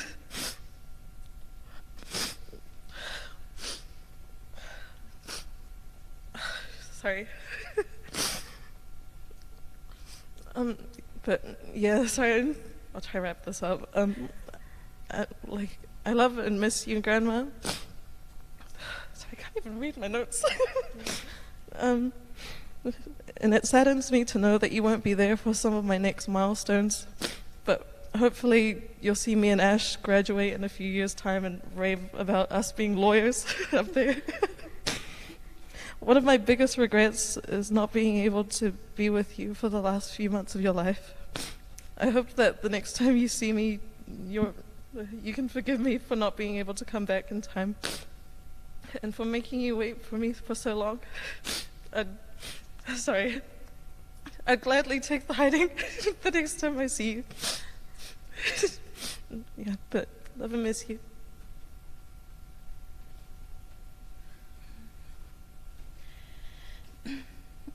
Good morning, everyone. My name is Ashley Eva Patel Apoy, but to my grandma, I am her darling lady, Ashley Eva. I am Grandma's eldest and most favorite grandchild, and she would often call me her first baby girl. Everybody may know her as Ilinga Noa or Mama Noa, especially to all the church communities, and may share a special relation as a sister, auntie, cousin, and friend. But to me, she was just my awesome, wonderful, loving grandmother. For those of you who knew Grandma, you would know that she was such a vibrant, radiant soul who was gifted with the talents to sing, dance, love, and smile wholeheartedly for the Lord. Her presence was so warm and embracing, and Grandma made sure to celebrate the life God had given her with abundant love. Abundant was a word of hers, and she embodied it to bless and bring joy to others. And we are here today to give back the love and celebrate the life that she lived. My grandma was the most joyous, silly, and fun-loving person I knew. I loved spending special occasions sitting next to her, and we'll just laugh at random things. We were so odd like that. But that's why we shared a special bond, me and Grandma. We would enjoy going to church together. We always went to different ones, like my Uncle Vernon was saying. There were so many. But each time we went to a different church, we would always be welcomed, especially Grandma, as the community recognized her as Mama Noa. We bought nail polish to paint our nails together. We got pink and purple, and I'm wearing the colors today. And we would dance together to our favorite old school songs, like ABBA. Fernando is our song. And we even share a matching butterfly ring, which of course I'm wearing today. I can always remember the times where things weren't so fun, such as the times when Grandma had to drive. I was always scared of getting in the car with her, despite her blessing the car, saying, God is before us, behind us, all around us, inside of us. It's not your fault, Grandma. People just aren't as, easygoing and don't appreciate life like you. You never paid attention to the people who honked the horn at us or overtook us because you were so comfortable in how you enjoyed life and continued to drive slowly. So slowly, in fact, that we were always late to church. A special memory I have of us had to be when Grandma asked me to be her maid of honor for her wedding with Victor. It was just two of us in the hospital ward, and I was supposed to sleep overnight to keep her company. I put 2 chairs together for me to sleep on and placed them next to the bed so that we could sleep next to each other. We faced each other before going to sleep, and that's when Grandma gave me the news that she was getting married and asked if I could be her maid of honor. Of course, I was excited and said yes. Flash forward to Valentine's Day 2019. I will never forget the betrayal I experienced. We were just about to walk down the aisle together, hand in hand, and that's when Grandma froze and got nervous. I remember trying to encourage her to walk along with me, but she let go of my hand and asked for my dad's instead. After that, I can't remember much because I was so stunned at what had just happened. I think I just followed along awkwardly, but I can't remember. Oh, Grandma, you're so funny. But never mind that, Grandma. There were other fun times and memories we shared, such as what Tessa said, hearing you wake us up at early hours of the morning with your guitar, singing your Samoan hymns. Each birthday celebration where we were singing happy birthday in silly ways and dancing together again to our favorite old school songs like ABBA. With Fernando. Oh, Grandma and I had so many plans that we were meant to carry out. We were meant to go to the opera together. We were supposed to go on a women's retreat for church and to celebrate my graduation next year. Oh, but Grandma, I know you wanted to be here as well. But I'll do all these things for us, Grandma, and I know that you'll be with me in spirit. I'm bringing you everywhere I go, through all the precious memories, moments of love we share. Grandma, you are forever the queen of my heart and soul, and sunshine of my life. I thank God that He blessed me with you as my grandma. I can see you in all the beautiful things God has created, the flowers especially, the trees and the vast sky above me. I can see your beautiful face smiling at me in all of it. I can always hear your unforgettable laughter and singing in my ears. I love you always, Grandma. Please keep me close to you as I go through life.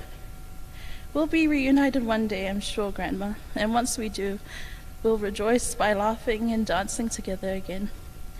Until then, Grandma, I'll try my best to make you proud and cherish your memory always.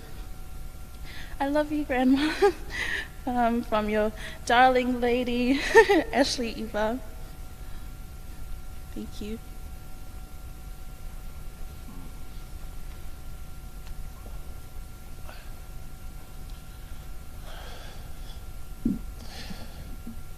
Wow. Matango fietele ia le soifuanga o le tina. What a colorful life. I've taken more mouth testimonies this morning, and just before, I think I'll take 3 minutes for our sermon this morning. Just want to share some memories of your mother, Peter, Dougie, and Vern, and Irene, and as well as your grandmother. A week before last, I rang on Saturday, Sunday, and then finally managed to get hold of Victor on Monday, and then he said that she was coming out on Tuesday. So when I came out on Tuesday, I said, after we just had a little talk, and after that I said, we're going to have prayer. Or before that, we'll sing a hymn. And I said, and she says, I can't sing. That's okay. You can just sing in your mind. We ended up, she was the loudest of us all. She sang louder than me and Victor, and Vern, I think, as well. I can testify how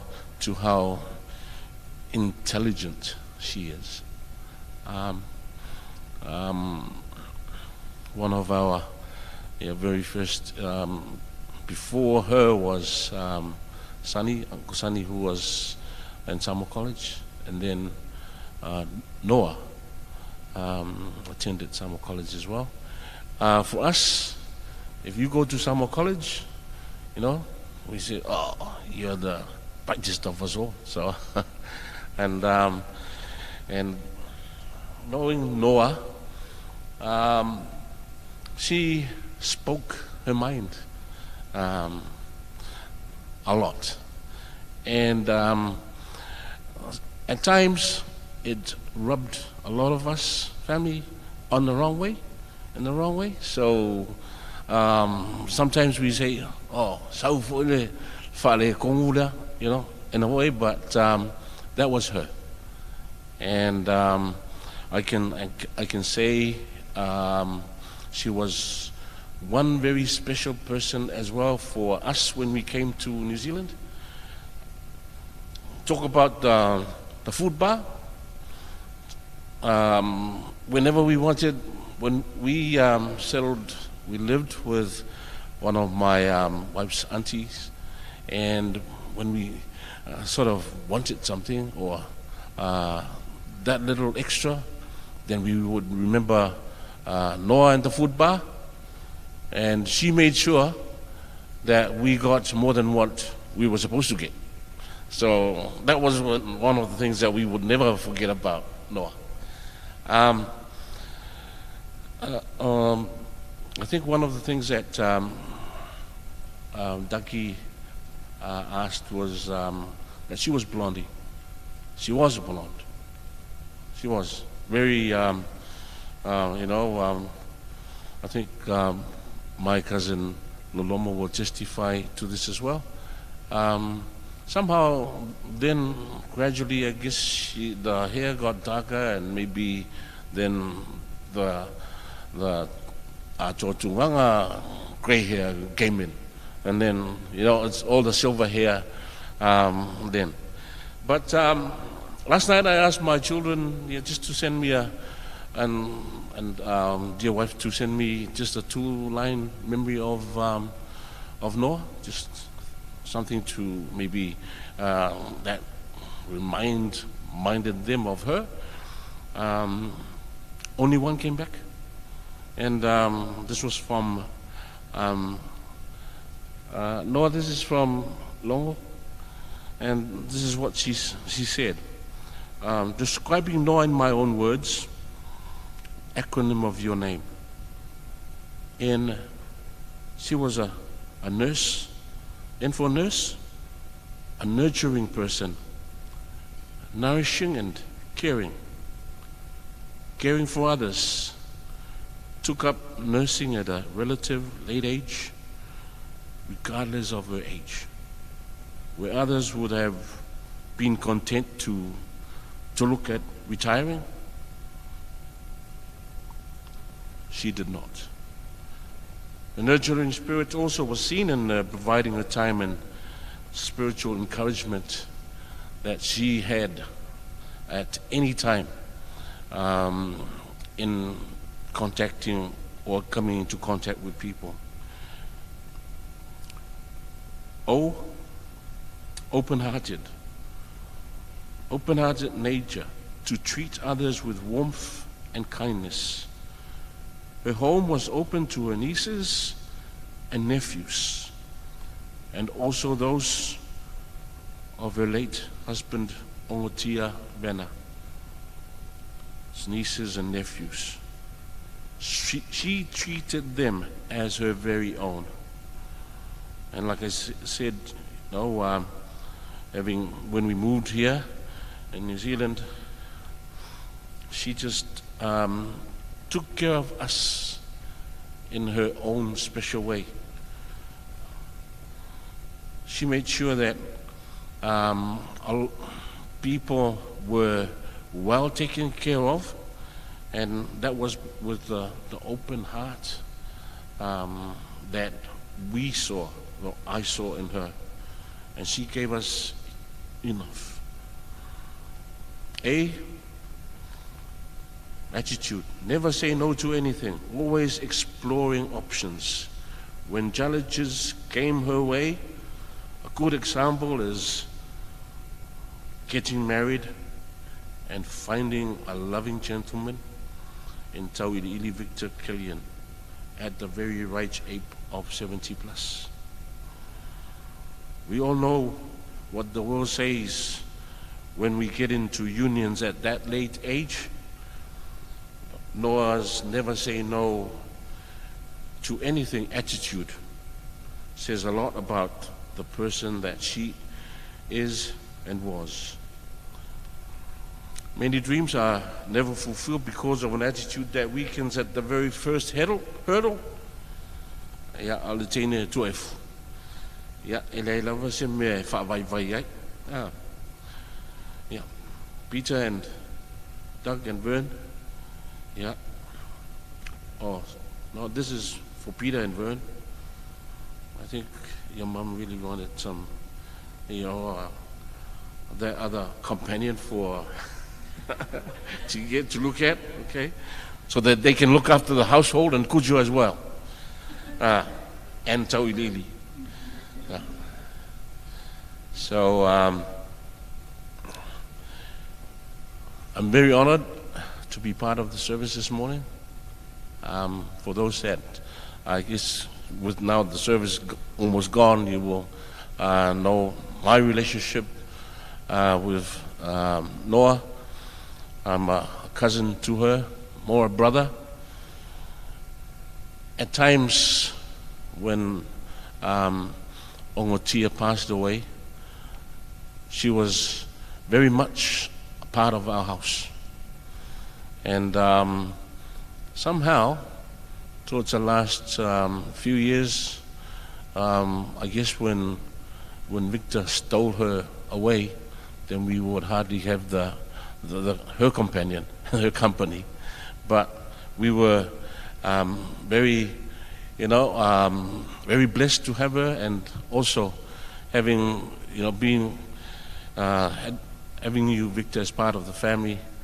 We are very blessed indeed. And saying that, we will have a listen to the Word of God this morning.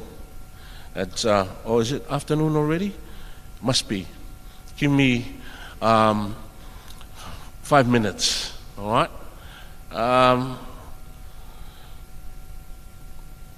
In the reading that we took from Philippians 4:19, it says, "My God will supply every need of yours according to his riches in glory." That is the Revised Standard Version. In the Samoan version it says, "A o lo'o atua e whaaatoa e ia te outou, mea uma e matitiva ai outou, e tusa ma le whaulai o lona vi inga ia Keriso Yesu." My message is no longer of use to Noah, but this is primarily aimed at our family, and as well as for all of us who are watching. I just want to share 3 very important points this morning. Death steals the joy away from us. E ave ese le matawofie, ave ese le file mua, ave ese foi le oli ia te tatou. And we are allowed to mourn. Sometimes we can never. Sometimes we think that to cry in front of people is a no-no. I can tell you this much: even Jesus Christ on earth, he was hurt and he cried. If I pena for se fa manatu mo I tatou I le nei tae. O se upula e fia te ina ia. My topic this morning, or what I entitled this morning, is God meets your needs. e whaatoa e lea tua o mana onga, e whaawheloai e lea tua o mana onga. You and I, we are in this world and we meet the physical needs. When we were born into this world, from the womb until to the tomb, we have needs. Soon as a baby comes out of the womb, the first thing that child does is cry. And from there we know that there is something. That baby, at that tender day or minute of his or her life, has a need. Whether it's milk from the mother or any other thing that that is required, she has a need. There are, in this world that we live in, moral needs. Needing to know the right and the wrong. There is the mental need. You, young children, you're in education. That's a very important part of our lives that we need to look at in order to be educated and fulfill our dreams in life. And then we have the physical needs each and every one of us have. We are reminded that in the psalm that was read, upor faisalamo o Yehova o loo leo ma moe o ia e leai se mea o te mativai. The Lord is my shepherd, I shall not want. Au mai ele whaamatu ia te tātou, that God will supply our need. We have a need, God will supply our need. That's the second point. God will supply our need. He is there for us. He is there, and no doubt, with your relationship with your mother and grandmother, she will have ensured that each and every one of you gets that message to have a relationship with your God, with your Lord Jesus Christ. And having listened to your testimonies, even at church, even at the community, I'm pretty sure, that the community and the place that, she lived, where she was at, they will feel, the emptiness of her having lived this life and the world that we live in. We have needs, and God will supply our needs.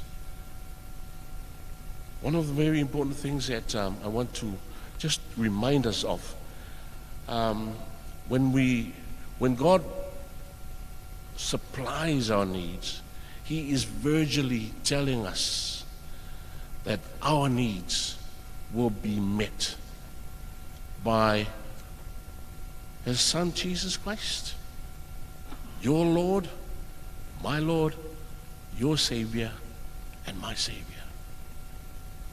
That's ensuring that our needs are met by God.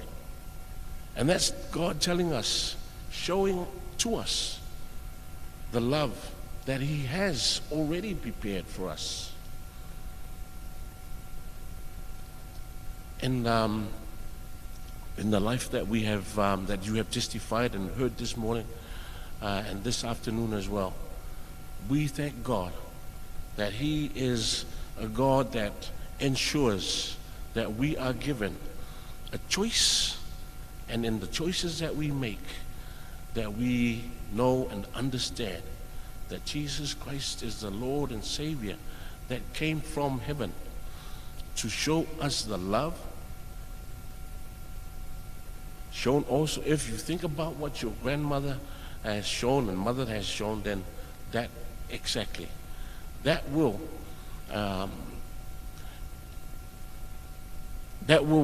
input into our minds and our hearts the gift that God has given to our family. O le au ina ia whapena ona whesoasoani mo i tātou, a o awina a i tātou, awa ne i aise, awa ne i ele masalosalo, ai whapena ona whaatu mawina i o tātou loto, le alofa ma le anga le leo le atua. I am very mindful of the time this morning because we are going on to maybe the very last few minutes. So my prayer is that may the Holy Spirit be upon us all and know that God will not leave us nor forsake us. He is there. He will supply our needs, and our needs are met through Jesus Christ, our Lord and our Savior. Whaftaile tua mo le nei tai au vi ia oi isi vaenga la mātou sauninga mātou mori mau ai le tua I mea o malava ia whamanuina oi lo suafa Yesu. Amen. Hallelujah. Ya, o lisi vaenga lea la iei o tātou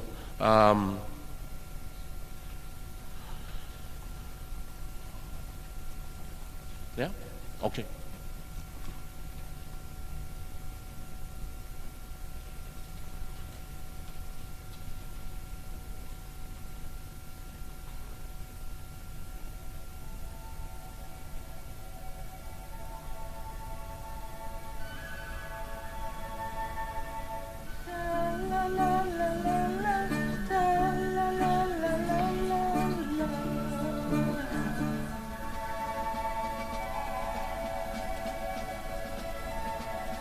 Can you hear the drums, Fernando? I remember long ago another starry night like this. In the firelight, Fernando,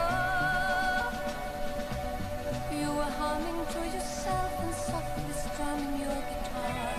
I could hear the distant drums and sounds of bugle calls were coming from afar. They were close now, Fernando. Every hour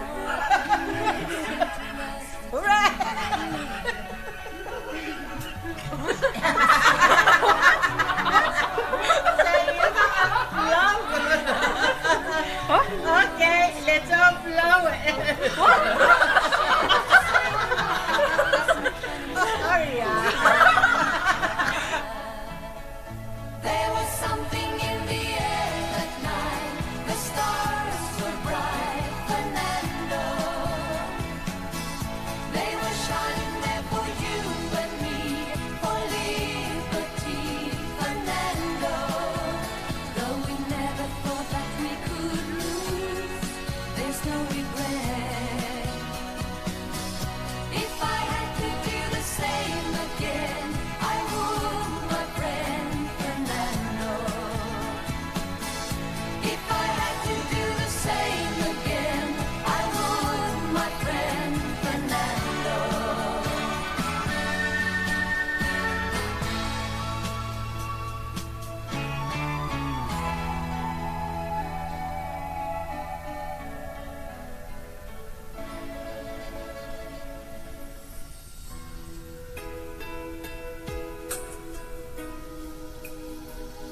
Umalo sa mga baw. O sa kapina na lo na sabi. O na mauro de kayo o batsingili may o mangkal.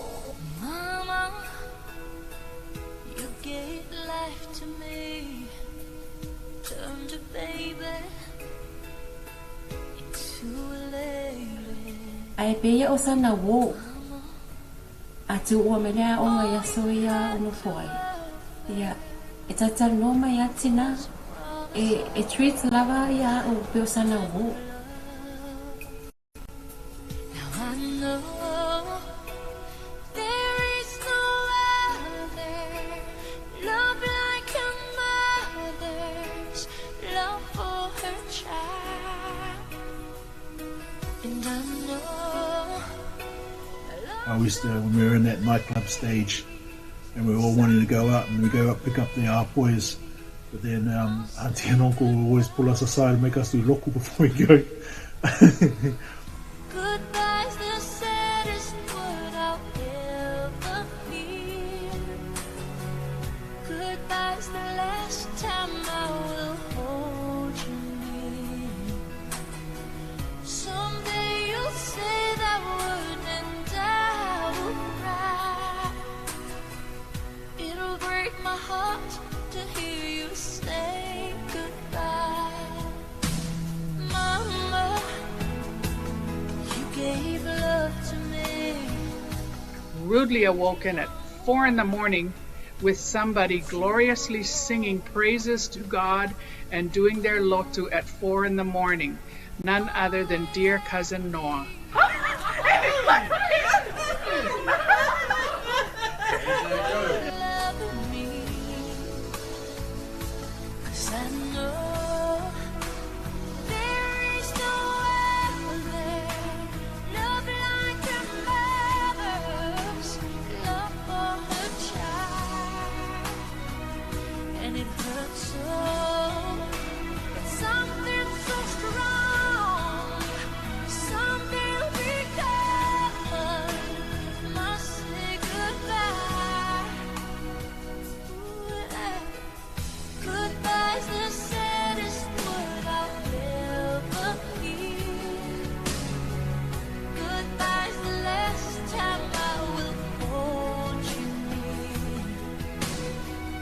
Someday you'll say that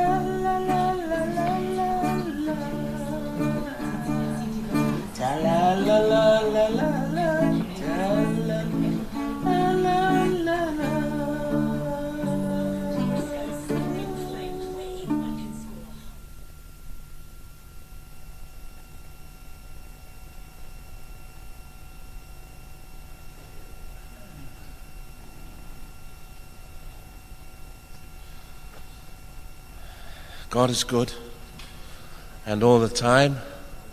Hallelujah. That was a beautiful, memories and storytelling of the life of your mother and grandmother and sister and to us all. And we thank God. Wa maile lata le fai una tatu sauninga nei tai we draw near to the end of our celebration service this morning, and our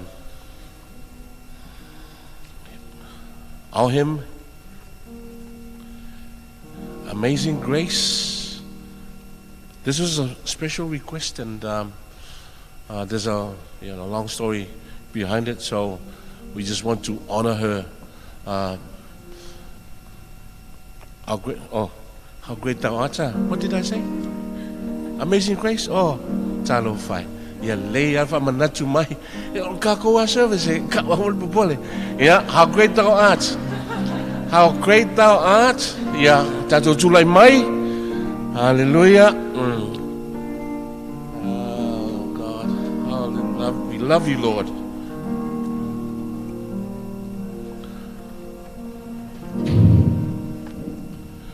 When I know someone, consider all the works thy hands have made. I see the stars, I hear the rolling thunder, thy power throughout the universe displayed. There sings my soul, my Savior God, to thee. How great thou art, how great thou art.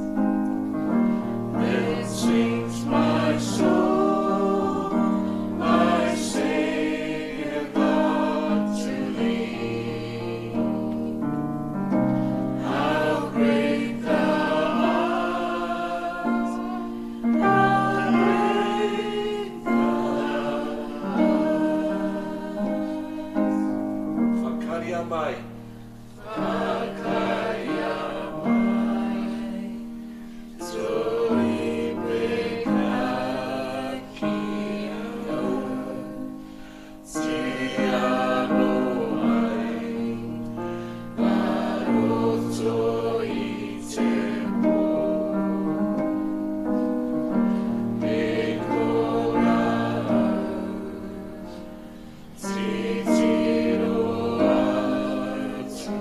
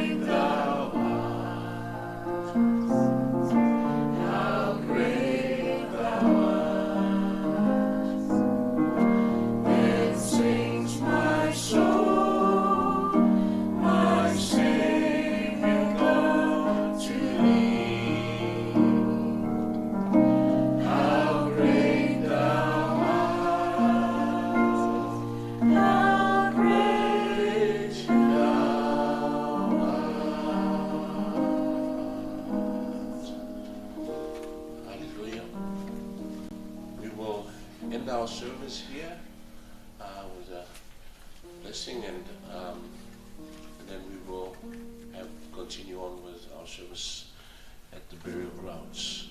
Just reach out and your hands, as and especially our families overseas, we know, and our families at home. We know you want to be here, but unfortunately, we can only we represent you. So just reach out and raise your hands, and I'll say prayer. Lord, we have come to the end of our service this morning, celebrating the wonderful life of our dear mother, grandmother, sister, and friend. Her life, as we have testified, exemplified a lot about the work that you require of us. Go ye out, proclaim the gospel, baptize in the name of the Father, the Son, and the Holy Spirit. This your daughter has done, and we can never be able to thank you enough for blessing this family with her presence, and as well as with the children that you have provided through her. Whawhetai tele lea tua, o lo sili sili ese ma lo mātango fie, mātou te tau ina pēr lea. A o mātou iai, i le whaiwina la mātou sauninga, mātou te tatalo lea tua, leo leo, ia te i mātou. O ao whamawhana whana, e lunga pēr lea tua o le whanau. Le tamā ia Victor, ai meise lo mātou a inga umalawa o wō. O i mātou fo i le li ie, o whapena o na taua o uso i le tinane. Mātou wala autama, leo leo, i o mātou tangata. Whaamanuia fo i lau fio, ia te i la tau, mai mātou umalawa leo noa, ia mawalunga le vi inga o lau fio i me umalawa le tua, umawhai o na mātou moli mau iai, i le nei taia, tu mau, le anga le lei, ma le wha maoni o lau fio mo i mātou, i lou swapa i Yesu o mātou vala awai. Amene, ma amene. Hallelujah. Praise the Lord. Ja. Tai ono Yesu. Amene.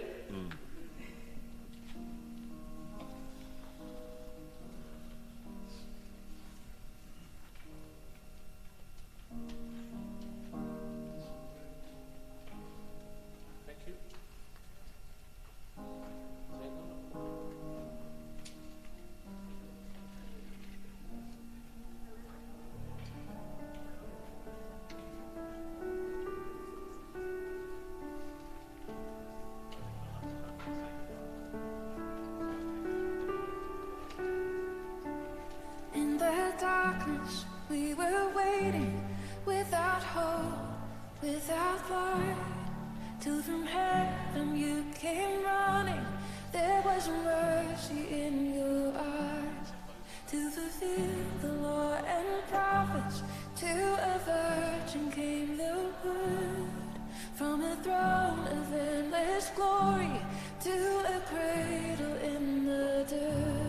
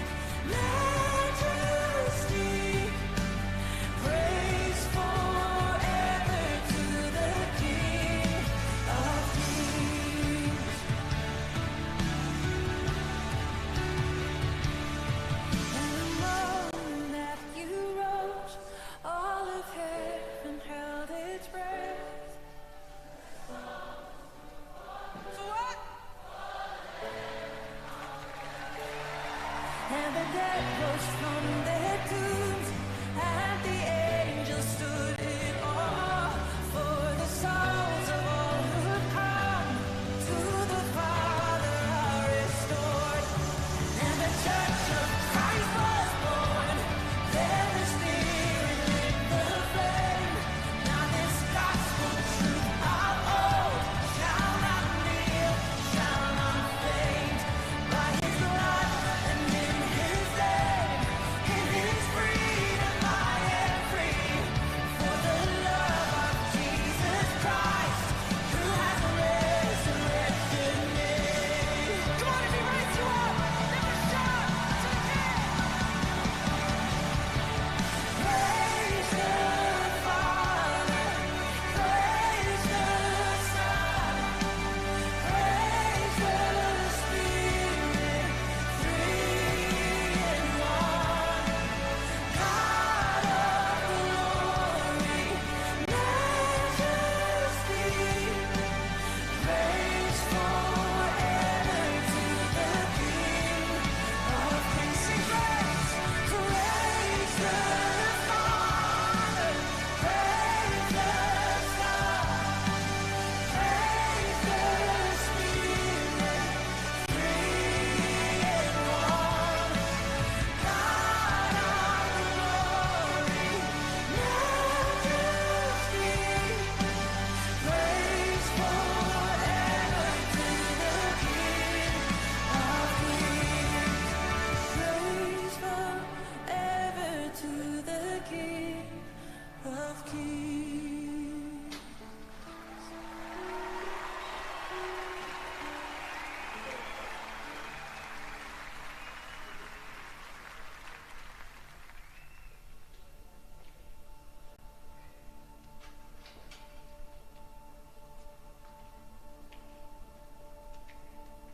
You were the Word at the beginning, one with God the Lord Most High.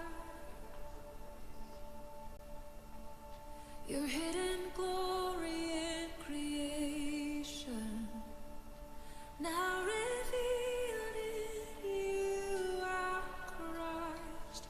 What a beautiful name it is! What a beautiful name it is! You said.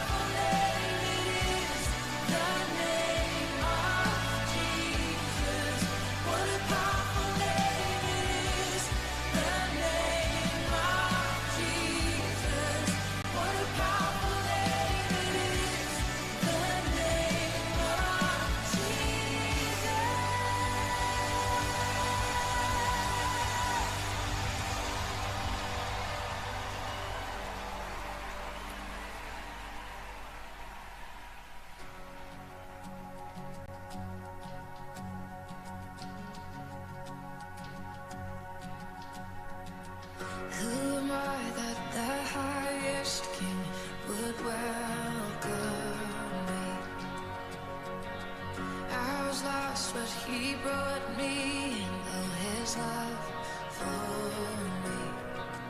Oh, His love for me. Who the Son sets free, oh, is free indeed. I'm a child of God, yes I am. Free at last, He has ransomed me. His grace runs deep. While I was a slave to sin, Jesus died for me. Yes, He died for me. Who the Son sets free, oh, is free indeed. I'm a child of God, yes I am. In my Father's house, there's a place for me. I'm a child of God, yes I am. I am chosen, not forsaken. I am who You say I am. You are for me, not against me. I am who You say I am. I am chosen, not forsaken. I am who You say I am. You are for me, not against me. I am who You say I am. I am who You say I am. Who the Son sets free, oh, is free indeed. I'm a child of God, yes I am. In my Father's house, there's a place for me. I'm a child of God, yes I am. In my Father's house, there's a place for me. I'm a child of God, yes I am.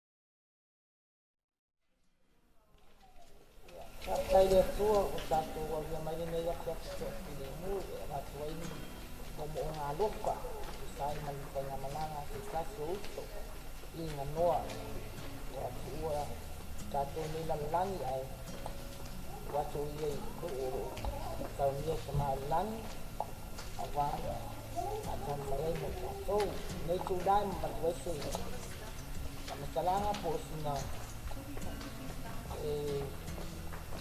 Pamakala nga tuwai roka malanga luloi nei tamaikai ia o ia sa kanau mai i te tama i suaka ia leota nai ma ia ua whailangi nanga kōlanga o e ala ma se tainga ma le tamaikai i ngā noa ia o au o se tama se kōwhine o leota i te tama leo o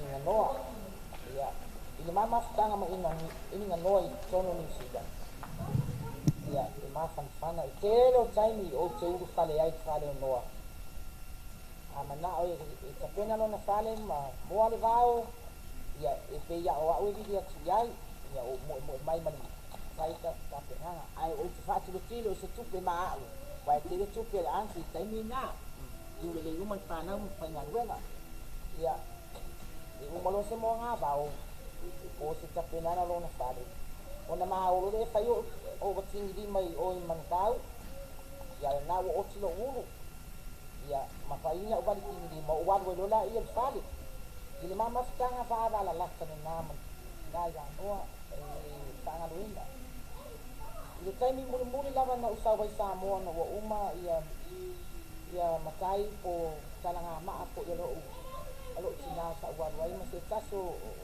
tuangani sa usawa waru ia a uratu wa nofo mai o ia lunga le wheelchair alala ai nofo mai to ina i dumatu le wheelchair i o luma TV sa o musu atu ai si ato ina ai fai mai tala o to wala le ma le papai pana pa sa ia ni to no mai io sa o fai atu ia i sio uso se o fo ro fai po so io e fa pe ngala ba tala fai ia noa e le ma fai o vinga fia mo vinga causa causua o que tau tala ia ima que lo que ni o que sau usted no le ma fia fa tau kala causua ia a kania o le mara va la tana ma se ta su a ia le ia noa ia ta o lava ai atu lava ia ina so mo fa pia o va tole fia mai wa o ia i uro no wa ma ia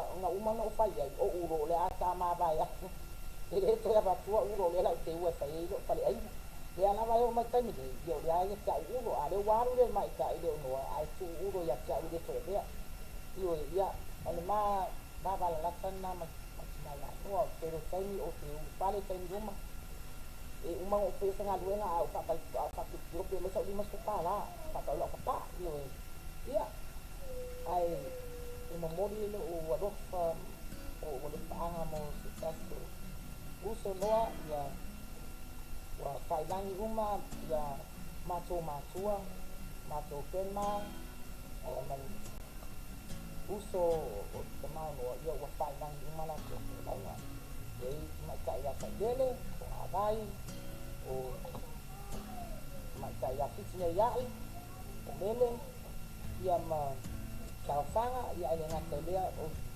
to ia o te matia ai na to ia o so ko mai ni kai ia a ta u te talanga pu lea ia fa mai se le tu fa na ia ele ngata ia o tama o lo ka futa mai ni man fa na no te nei ia fa mai se le tu ia na fa no no ia fa man ni na la malanga ia la malanga anti noa Safi doa ayo, sama dia udah follow up yo tua. Safi doa ayo ngang sa usawa. Ya, asa ayo la usaha kadang. Isa besi, dah ayo la besi. Ya la dua kita pakai imam mo ngasa mo dia ikalo sa sana no patasi de yo langa aole nei uavala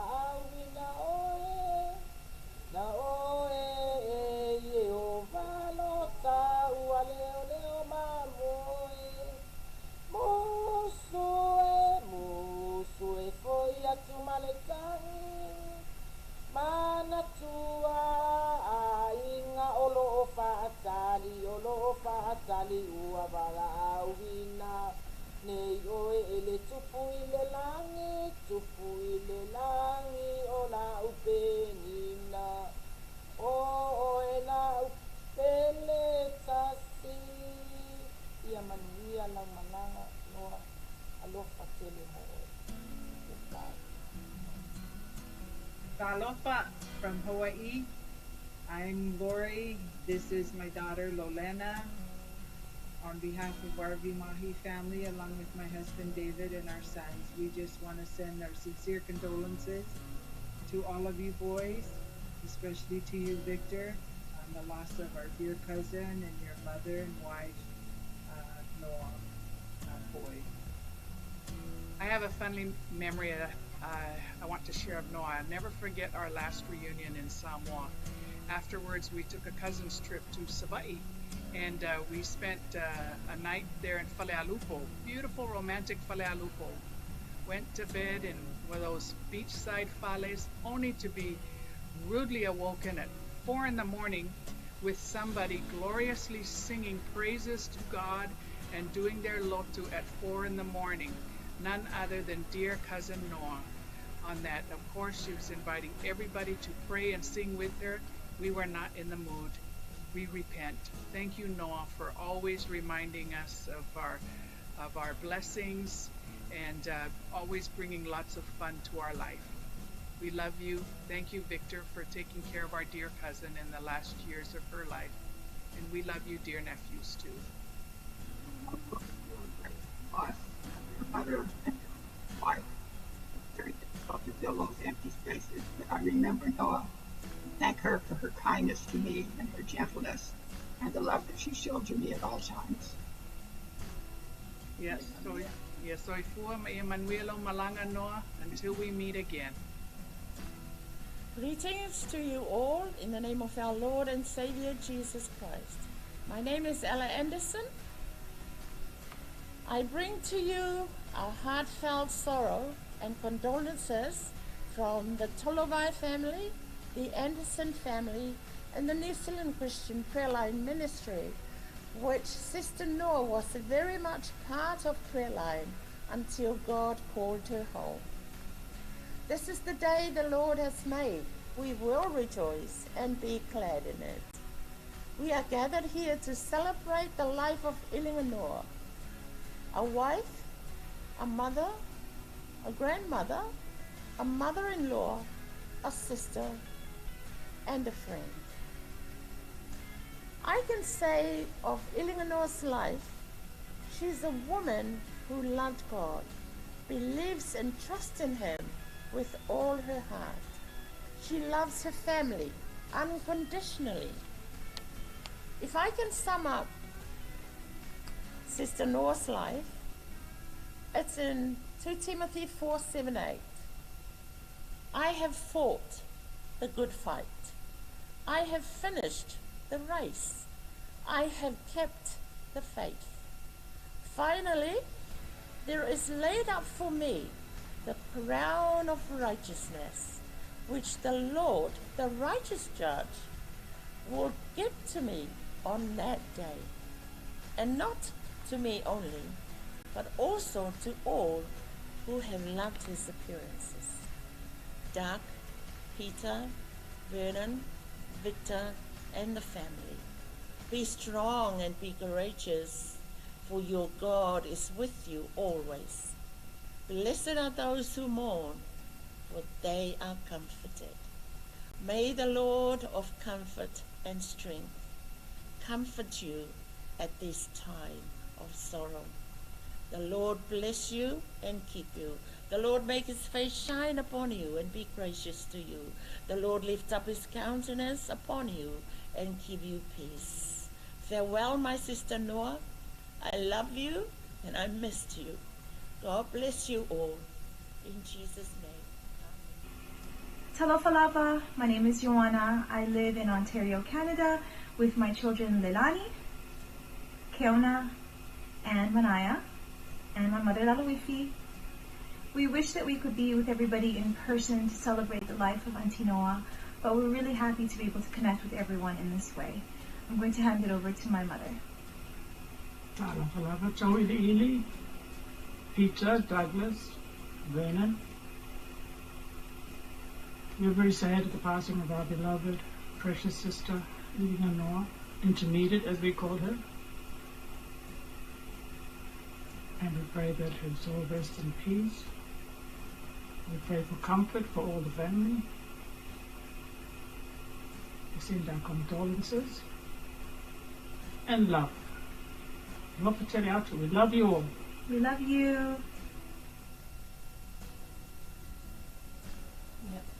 Pati sa pahinga ng meeting na ipalit siya mo di mau na si matutinaya no wa onora lo onora apoy ya wa po isi tasi sa no foi oi si o antilia ya maang ko bena ya mana ya lawan maftanga ya onitina si tina isi lo to alofa e tu sa umalona lo fai e mato na sa mato no foi malona lo fai la na fana we foi sitinai fautua e mele nei we foi sitinai a fale tonu ia e otem fa tonu mato ma maftanga manetina se maftanga ma bala la tele o a se ele pei ya o sana tama po ilea po tangata isi po ilea ni may lona ay peya o sana wo atu o melea o nga yasoya uno poi ya itatal no mayatina e treat lava ya o pe o sana wo tele yo o tuanga le leina o maya nitina mo wa ona na le 2 minutos tele fai twai ya fatanga i mato ya ao faalia tule tu spa ia lia wala tu spa ia le na mai se tina ya no ina o walu ese ma New Zealand o walu ese wa tu foi sa mo o uma ia na o mai ni a external ni tusi o ese tusi sa tusi e se tina mo a na o feta winat ia dear Nora, our daughter in Christ, read this when you're happy. Read this when you are sad. Read it when you are mad. Read it always. God bless you always. Alofa Dad, Mom, Eleanor, and then Zitinai, Isil Fautua, Zitinai. Pamalo simele fium pa iale tua. No, pwede whanongo mai sa uleo. Pafitai mea umana e whaia moa. Pafitai loa lofa malawangan ni. E uina ili whanongo mai. Utatonu ua maua noa wanoa. Lelangi, you're in a better place. Alofa tine mo oi. Rest in peace, rest in love. Pafitai lava noa mo mea umalava. Rest in peace. Alofa mo oe Manuela Malanga. Pafitai. For family in New Zealand, talo fa Peter, Douglas and Juna. Lo wanga ngai o te whaamanua atu ia Iova. O mea umafo i o te tonu ia te au. O te whaamanua atu i lona suafa pa ia. O a o Rosetta, o lo anko ia Benin a poe. E momoli atu o lo whaanga. Ma whaamawhana whananga i le ia Peter o Douglas o Juna. Ono o le wala au pa ia le atua i le tina ia Noa. Noa whaafetai mo mea umalawa na e whaia mo i mātou au tātou mafuta i New Zealand. I le tātou mafutanga. Ia whaamanuia le atua. Ia manuia lau malanga Noa. Ia whaamanuia le atua i isi au whanau watu ua le mafutanga i le lalolangi nei ua bala awina oe le atua ia iailau ia whaamawhanwhananga le atua ia Peter o Douglas o Juna ma au grandchildren ia whaamanuia le atua i o toi sauninga ia whaamanuia le atua i fuafuanga o mai totono le tātou ainga i New Zealand le atu o te alofa te le atu mo o tau Peter ma Douglas ma Juna ia manuia toi sauninga o noa ia ngalilei le atua I mea uma o lo whaanga mai a Rosetta ma lo ainga I Australia ma lau whanau whaamanuia le atua o no le suafo Yesu. Amen. Talafalava, my name is Sinapi Ryan. I am thankful for the opportunity. Mama Noah is a dear sister in Christ and me, and I know her for a few years now through our prayer fellowship, and I'm blessed to know your mom, and where she is a strong prayer servant, and she has a beautiful voice. She always bring her guitar or the ukulele, and we always sing along when she sings. We always pray and cry together and sing together and laugh together, and she will be very missed in our group. But all glory to God that she is now at a better place where there is no pain, no suffering. And I'm so grateful, Mama Noah, for all your prayers for our family and all of us. And I would like to have this opportunity also to express my condolences to Victor and the dear children. I may not meet you all, but I want to say, be strong and be courageous, for the Lord your God is with you always. He will never leave nor forsake you. Love to you all. My name is Tafini Tamaka McBride, and I'd like to share a few words about our dear friend Eleanor. I thank our Heavenly Father for the gift of Eleanor to Mum and my family. I thank Nora for your love and your support and the never-ending gift of friendship. You came to us at a time when we really needed help. I met Nora when she was studying at AUT North Campus at 2008, where I was working providing academic support for students. And then during her final semester in 2009, she needed temporary accommodation while finishing off her qualification. So she moved into our home at Devonport. She shared my mum's granny flat. You could hear them next door singing and talking and laughing like teenagers. Nor would be much needed company for Mum. She took her to places. She helped us with our baby twins and lifted our weary spirits. She was our spiritual advisor, offering us hope when we were feeling down. Nor become a much loved member of our family. She attended our twins' baptism and shared in our birthday celebrations. She was our whaiwheau, doing our lotu. I thank you, Nora, for holding my hand and for sharing scripture with me, for praying and blessing our home, for being with my mum during those hard times when she felt lonely and needed someone to talk to. We will miss you dearly, but now you are with the Lord and your job is done. We are grateful for the special memories, the laughter and the happiness we shared. I will treasure your Bible that you left behind in our home. When you left, the Bible stayed. I'm sure there are reasons for that, for me to pick it up and to read the Lord's words to my children. I will remember you every time I say the safety prayer. God is in front of me, God is behind me, God is all around me, and God is inside of me. Amen. Manuel o malanga noa, until we meet again. Hi family. Not too sure what to say at this time, but just want to honour Auntie and my cousins.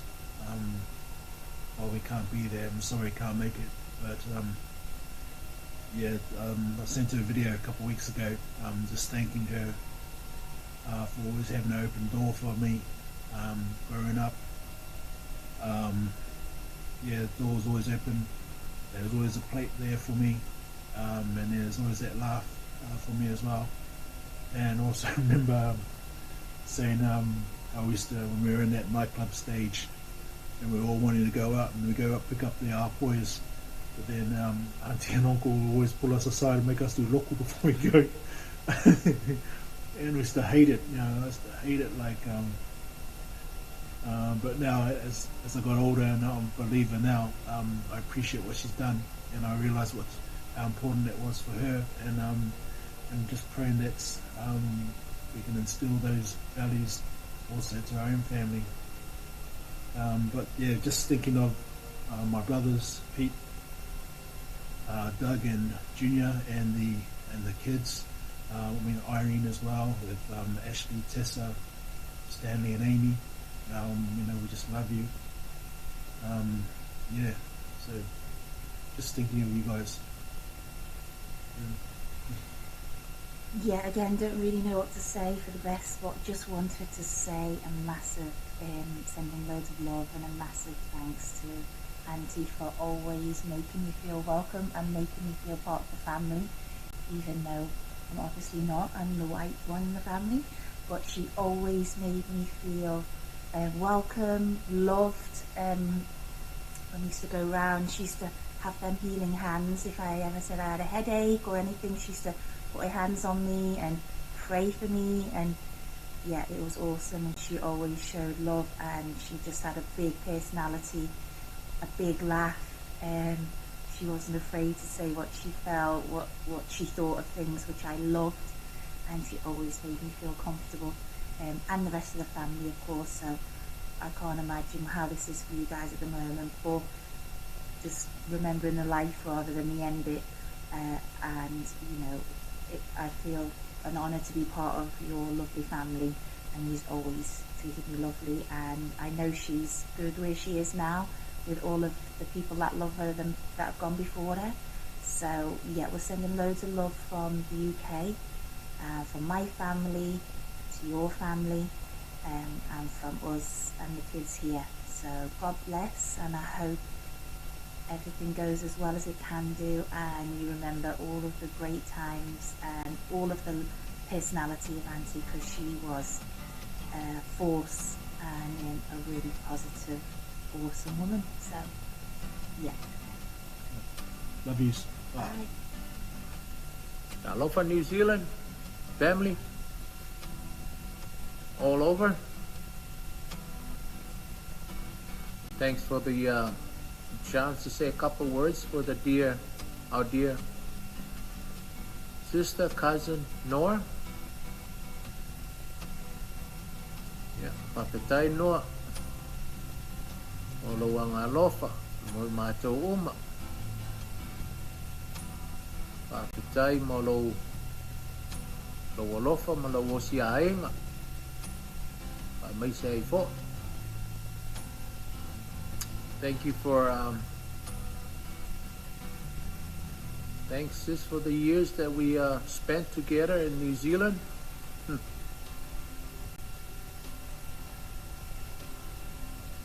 Frying hamburgers at that hamburger joint of ours.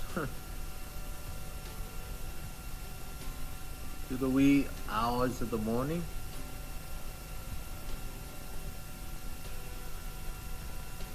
Not sure I would call that special, but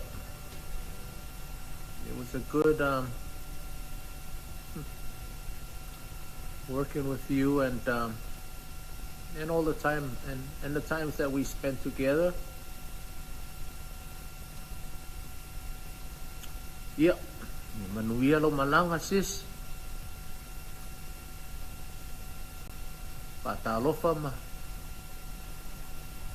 To our loved ones up there. Tatou whelai fo ise.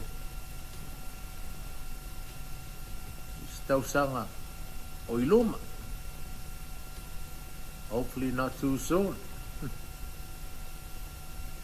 Yeah, Peter, Dougie, Juna. Yeah. Hang in there, boys.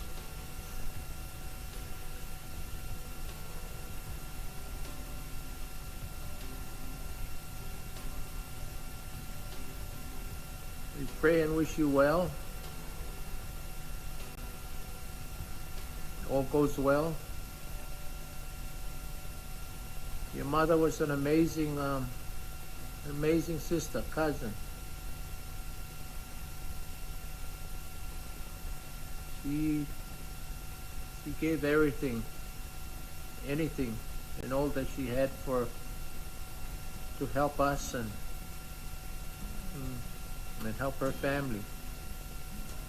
She's an incredible, amazing lady. Yeah. Manuia ia o tau la sangama o toi aso stufine. God bless you, Noah. Ia manguia lo malanga. Alofa tele atu. Alofa tele atu mo o tau umafo. Ia. Manuia le aso ia soifua. Tofa.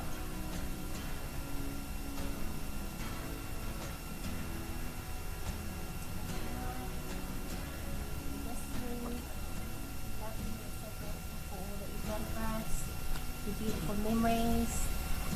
My favourite being with your mum when she wasn't so well.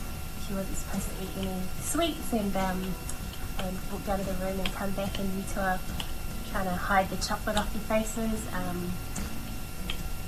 like little kids. But that was your mum. Had a beautiful relationship. We love you for looking after Mum, for looking after us, for looking after Dale. We thank you for your blessings every time we come over. God bless you.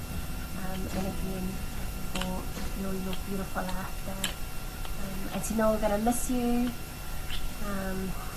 We do know that your legacy will live on in the beautiful three men that you've raised, and your beautiful grandchildren too, cousins, nieces and nephews stand. We're here for you. We love you guys so much. Thank you, Auntie Noah, for everything. Manawea, Lau, Malanga, Auntie Noah. To our beautiful Auntie Noah, we are so sad that you are not here with us anymore. We miss and love you so much. Thank you so much for all the great memories, for being the loving, gracious and beautiful auntie that would always pray for us and always have a happy smile on your face, always have a happy aura around you, and always think of us and pray for us always. We love you so much, and we know you're in heaven now, catching up with Uncle Vena and Mum and the family. We pray that you rest in love and peace always. Manawea lo malanga, Auntie, and to the Apoi family, Dougie, Vernon, Peter, Ribs and all the kids in Cujo, to the boys that are like brothers to me. We're here for you. Pray God's comfort, support and love for you always to get through this time. And you know where we are, that we're always here for you. We love you guys so much. Wish we could be there with you for this day, and we love you guys so much. Love from me, Bucky, the children in Melbourne. Love you guys heaps. Bye. Love you. Auntie, ia manuia lo malanga. I le ngalo o ngori o whatina i mātou. Mo lo alofa motu ki wale. Lo alofa e le uma. No alofa whatina. Mantua pia oi i awa miuto sa pia. Lo mata ata. O ata mata mo fie. Ma lo so i foto tua i ngata i tonu tatu ai. Ia whapea fu e lo tautua mo le tua. Ia muli atu ia le whaanga ia mamu. O tatu ainga o i langu. Ia manu tele lo maranga. Lofa tele mai a au, mai a maua. e mo whanau. We love you, Grandma. We miss you so much. Manuia lo malanga. Special message from us, the Krishna family, to Auntie Nora to say we love you and we miss you. We're just very thankful for everything that you did for our family. When Mum was here and when Mum left, you filled those shoes of hers, and we are forever grateful. We are forever grateful for when you took Dale, and Dale had the best life with you, and can see Dale welcoming you with Mum and aunties and uncles there in heaven. So sad that we won't have you here with us anymore, but find peace and comfort in knowing that you are with our loving Lord and free from any more suffering and pain. So on behalf of myself, Devon, Zane, Darius and Zariah, we love you, Auntie Noah. God bless. We love you for all that you've done for our family and every other family, with your bubbly smile and, just your heavenly prayers and keeping our spirits up high. And we thank you. We wish we could have been with the boys, to help out, but we try to do what we can do from here. But lots of love and support for everybody that's there, and especially with what's happening with the service. We love you so much. Manuelo Malanga Auntie, we love you so much. Love from all of us here, and the Cowley family as well. Never forget you and everything that you did for us, and all the support, all the times we used to come and hang at your house. And Kazis, we love you too. We love you so much. Know that we were there in spirit with you. We really wish we were there with you guys. Just know that we love you and we're there in spirit. We'll always be here for you guys. We love you, Auntie. Love you. Love you. Auntie Nora, we want to thank God that you're finally dancing in heaven. Hi Auntie, just on behalf of our family, we love you. We know that you're with Jesus in heaven.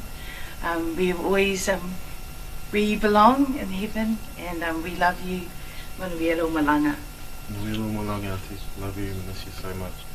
Patalo patu ile mamalu maripa ia o ainga mawo ai mai se ri whanau pele ai tina ia mamanoa. Whaftai molo ua wanoa o au o Rita Stanley o se wo mamai re tina ia noa.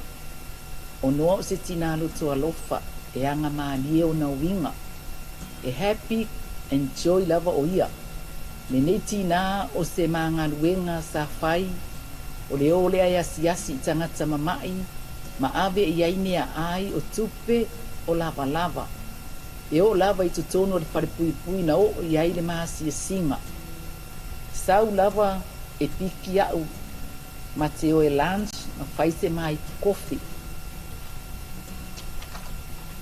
Ma o mai foi whaise ma tangata talo ma tale ki tara ma whai ma vi inga i le atua. Wa o mauti noa wa alu o ia marifia fia e feilo ai malona matai o se tina alofa. Praise God. O se tina fo ia alofa tele ilana whanau o ia lava e avea le mata avale pe a maa o mate asiasi a inga le nei tina o noa e le ula i ai se isi lana avita avale fia fia i e pese fia fia fo i e siva o noa e le ngalo o ia tea i o winga le lei ma le tau sa afia i a manuia lau malanga. I love you, my best friend Noah. You forever in my heart. God bless you. Hi everyone. I just wanted to say a few words about Auntie Noah on behalf of my sisters Lucy and Karen, and also my family here. I'm the youngest daughter of Sifanga and I. Uncle Vena is my mum's younger brother.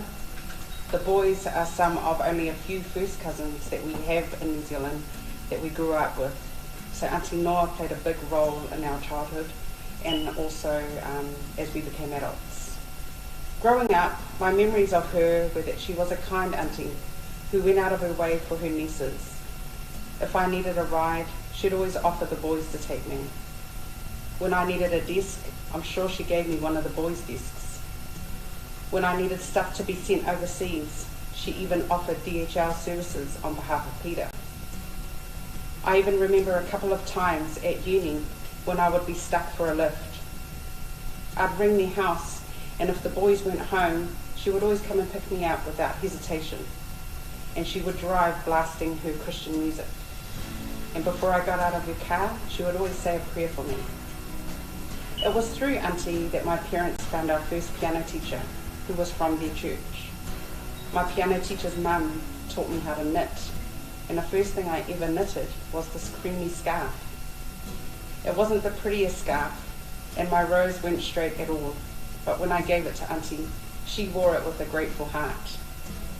It was also through Auntie that me and Karen ended up tutoring some Korean kids. She had connections and friends from all different walks of life. Auntie loved her God, and she loved to pray. Back in the day when they lived at McBurney Place, every visit meant family prayers. And we would all dread local time because Uncle would always pick two kids to pray first, one from his family and one from ours.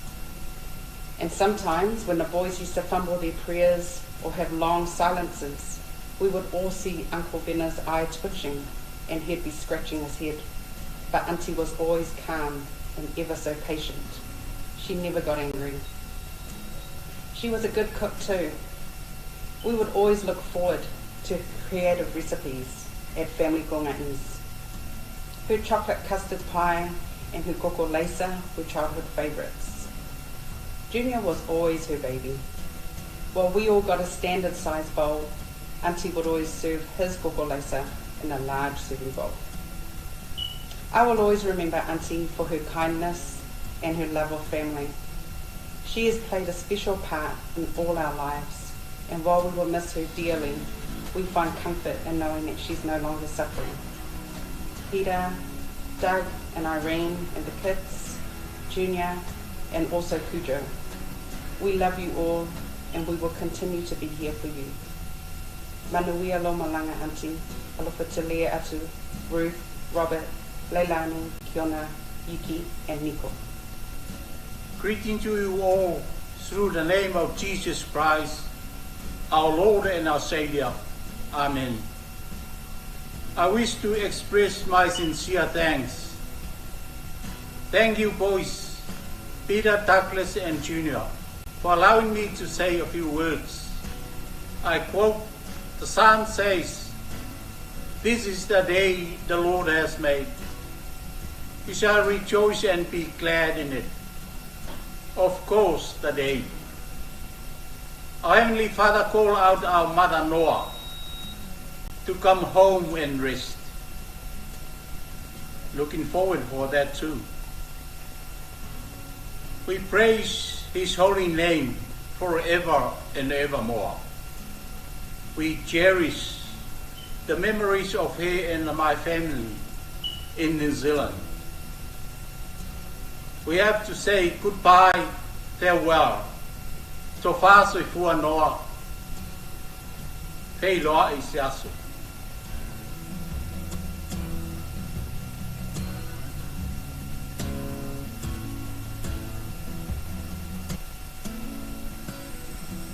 Malmau nei o ilinga noa le ota. Kululuke a moenga noho. Unasa a poe. Tauiri Victor Kinin. Masa sali langi o mafuri la o Paul Masina. Wawala ngia le fioanga o te pao mga malai. Wa utumalo le fionga e waiao no mialangi ilinga noa au moenga longo le ota. Ta tiu man tangtonga ina, ta fiel ta wofe, ta ape papa. la fioanga o ngau tawai. E sul tangaloa, a pea ainga sa amituanai. Pa ia ainga sa leota, lau fitalenga fiu. E malu ia te oe sa fune me tau lau niu. Na soifua mai le tua fine nei, le aso sfulfitu o tupa tasi iwa whawadu. Sa tui atua ngai malai mai ona matua. O le te mau ma neima. Fiti mase. O sa le aula, al faifi au me tisi. Ma le falitua o iwa le atua o rito. O tanga manono ma tu efu. To fitu le awhai o mato. To lima tama ma teine to rua. O tua fine nei taf o lo lima tau lea io singa o ainga e mese o le no ma le kalesia tele ao me fai e ia me tau tupe ia o ia lava e fatupea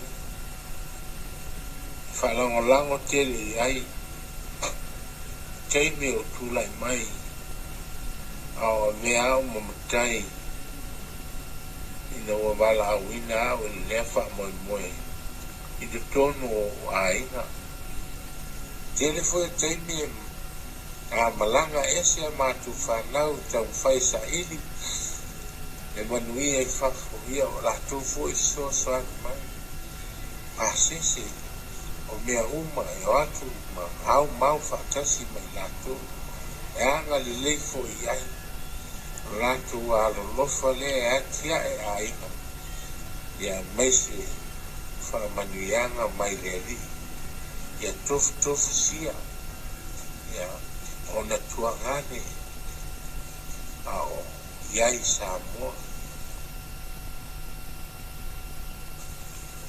o tala ia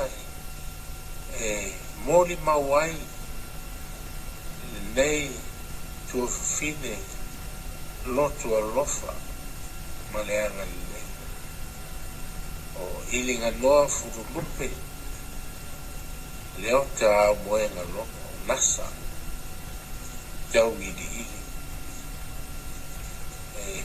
ngalo ngata mo lava tau sua iai te rotenu matu fia matalie fatas ai po ngai nei mea uma o te ngata e malama lona lotu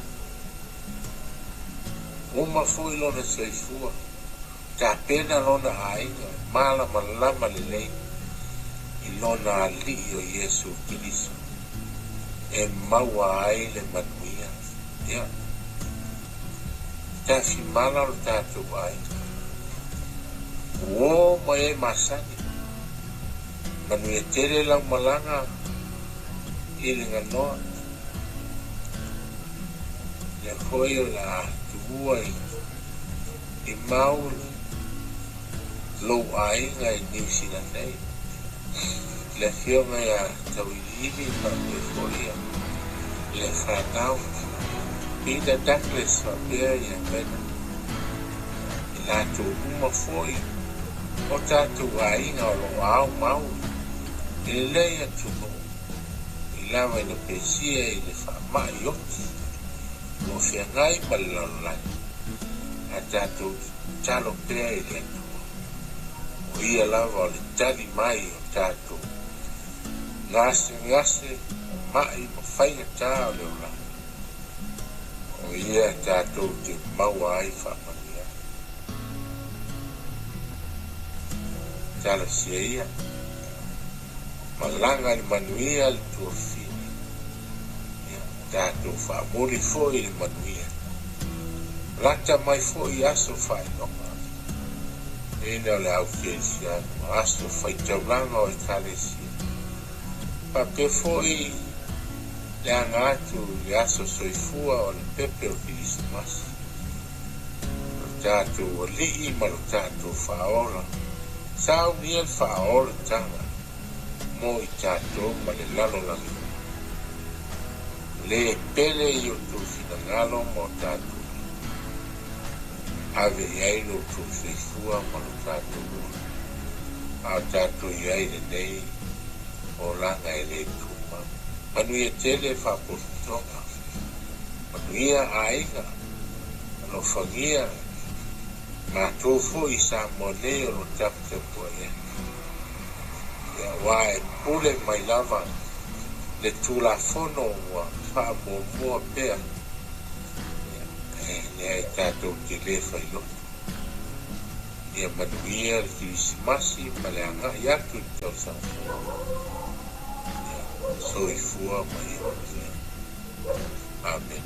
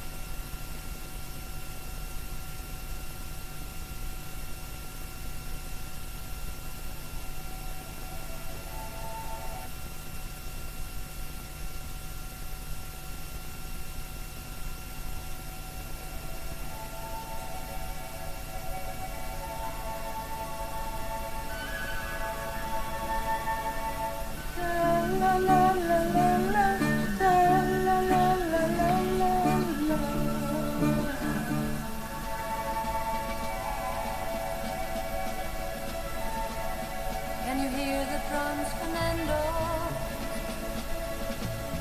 I remember long ago another starry night like this. In the firelight, Fernando, you were humming to yourself and softly strumming your guitar. I could hear the distant drums and sounds of bugle calls were coming from afar. They were close enough, Fernando.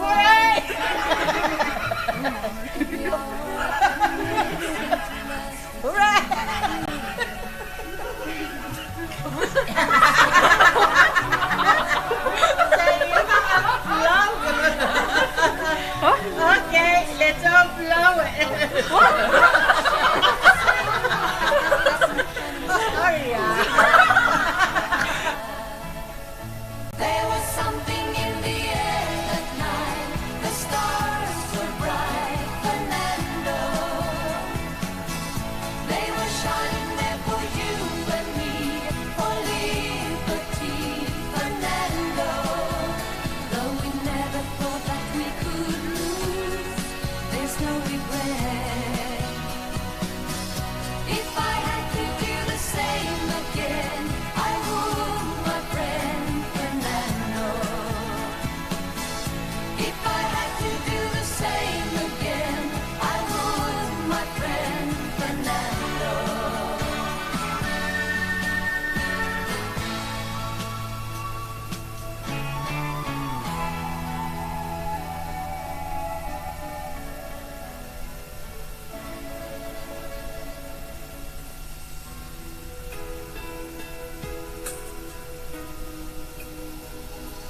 Malo sa mga baw o si kapinana lo na sabi o na mauro kayo o wat singili may o man tao.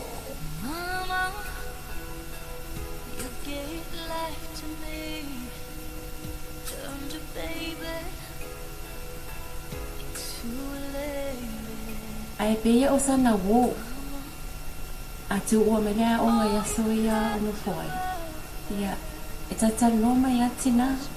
E treat lava ya o pe o sana wo. Now I know there is no other love like a mother's love for her child. And I know I used to, when we were in that nightclub stage, and we were all wanting to go up, and we go up, pick up the apoes, but then Auntie and Uncle will always pull us aside and make us do loko before we go.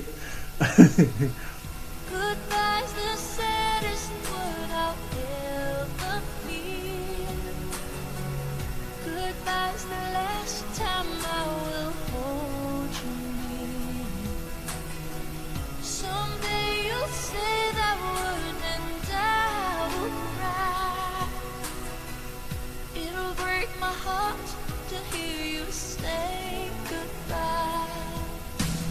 Mama, you gave love to me. Rudely awoken at 4 a.m. with somebody gloriously singing praises to God and doing their lotu at 4 a.m. None other than dear cousin Noah.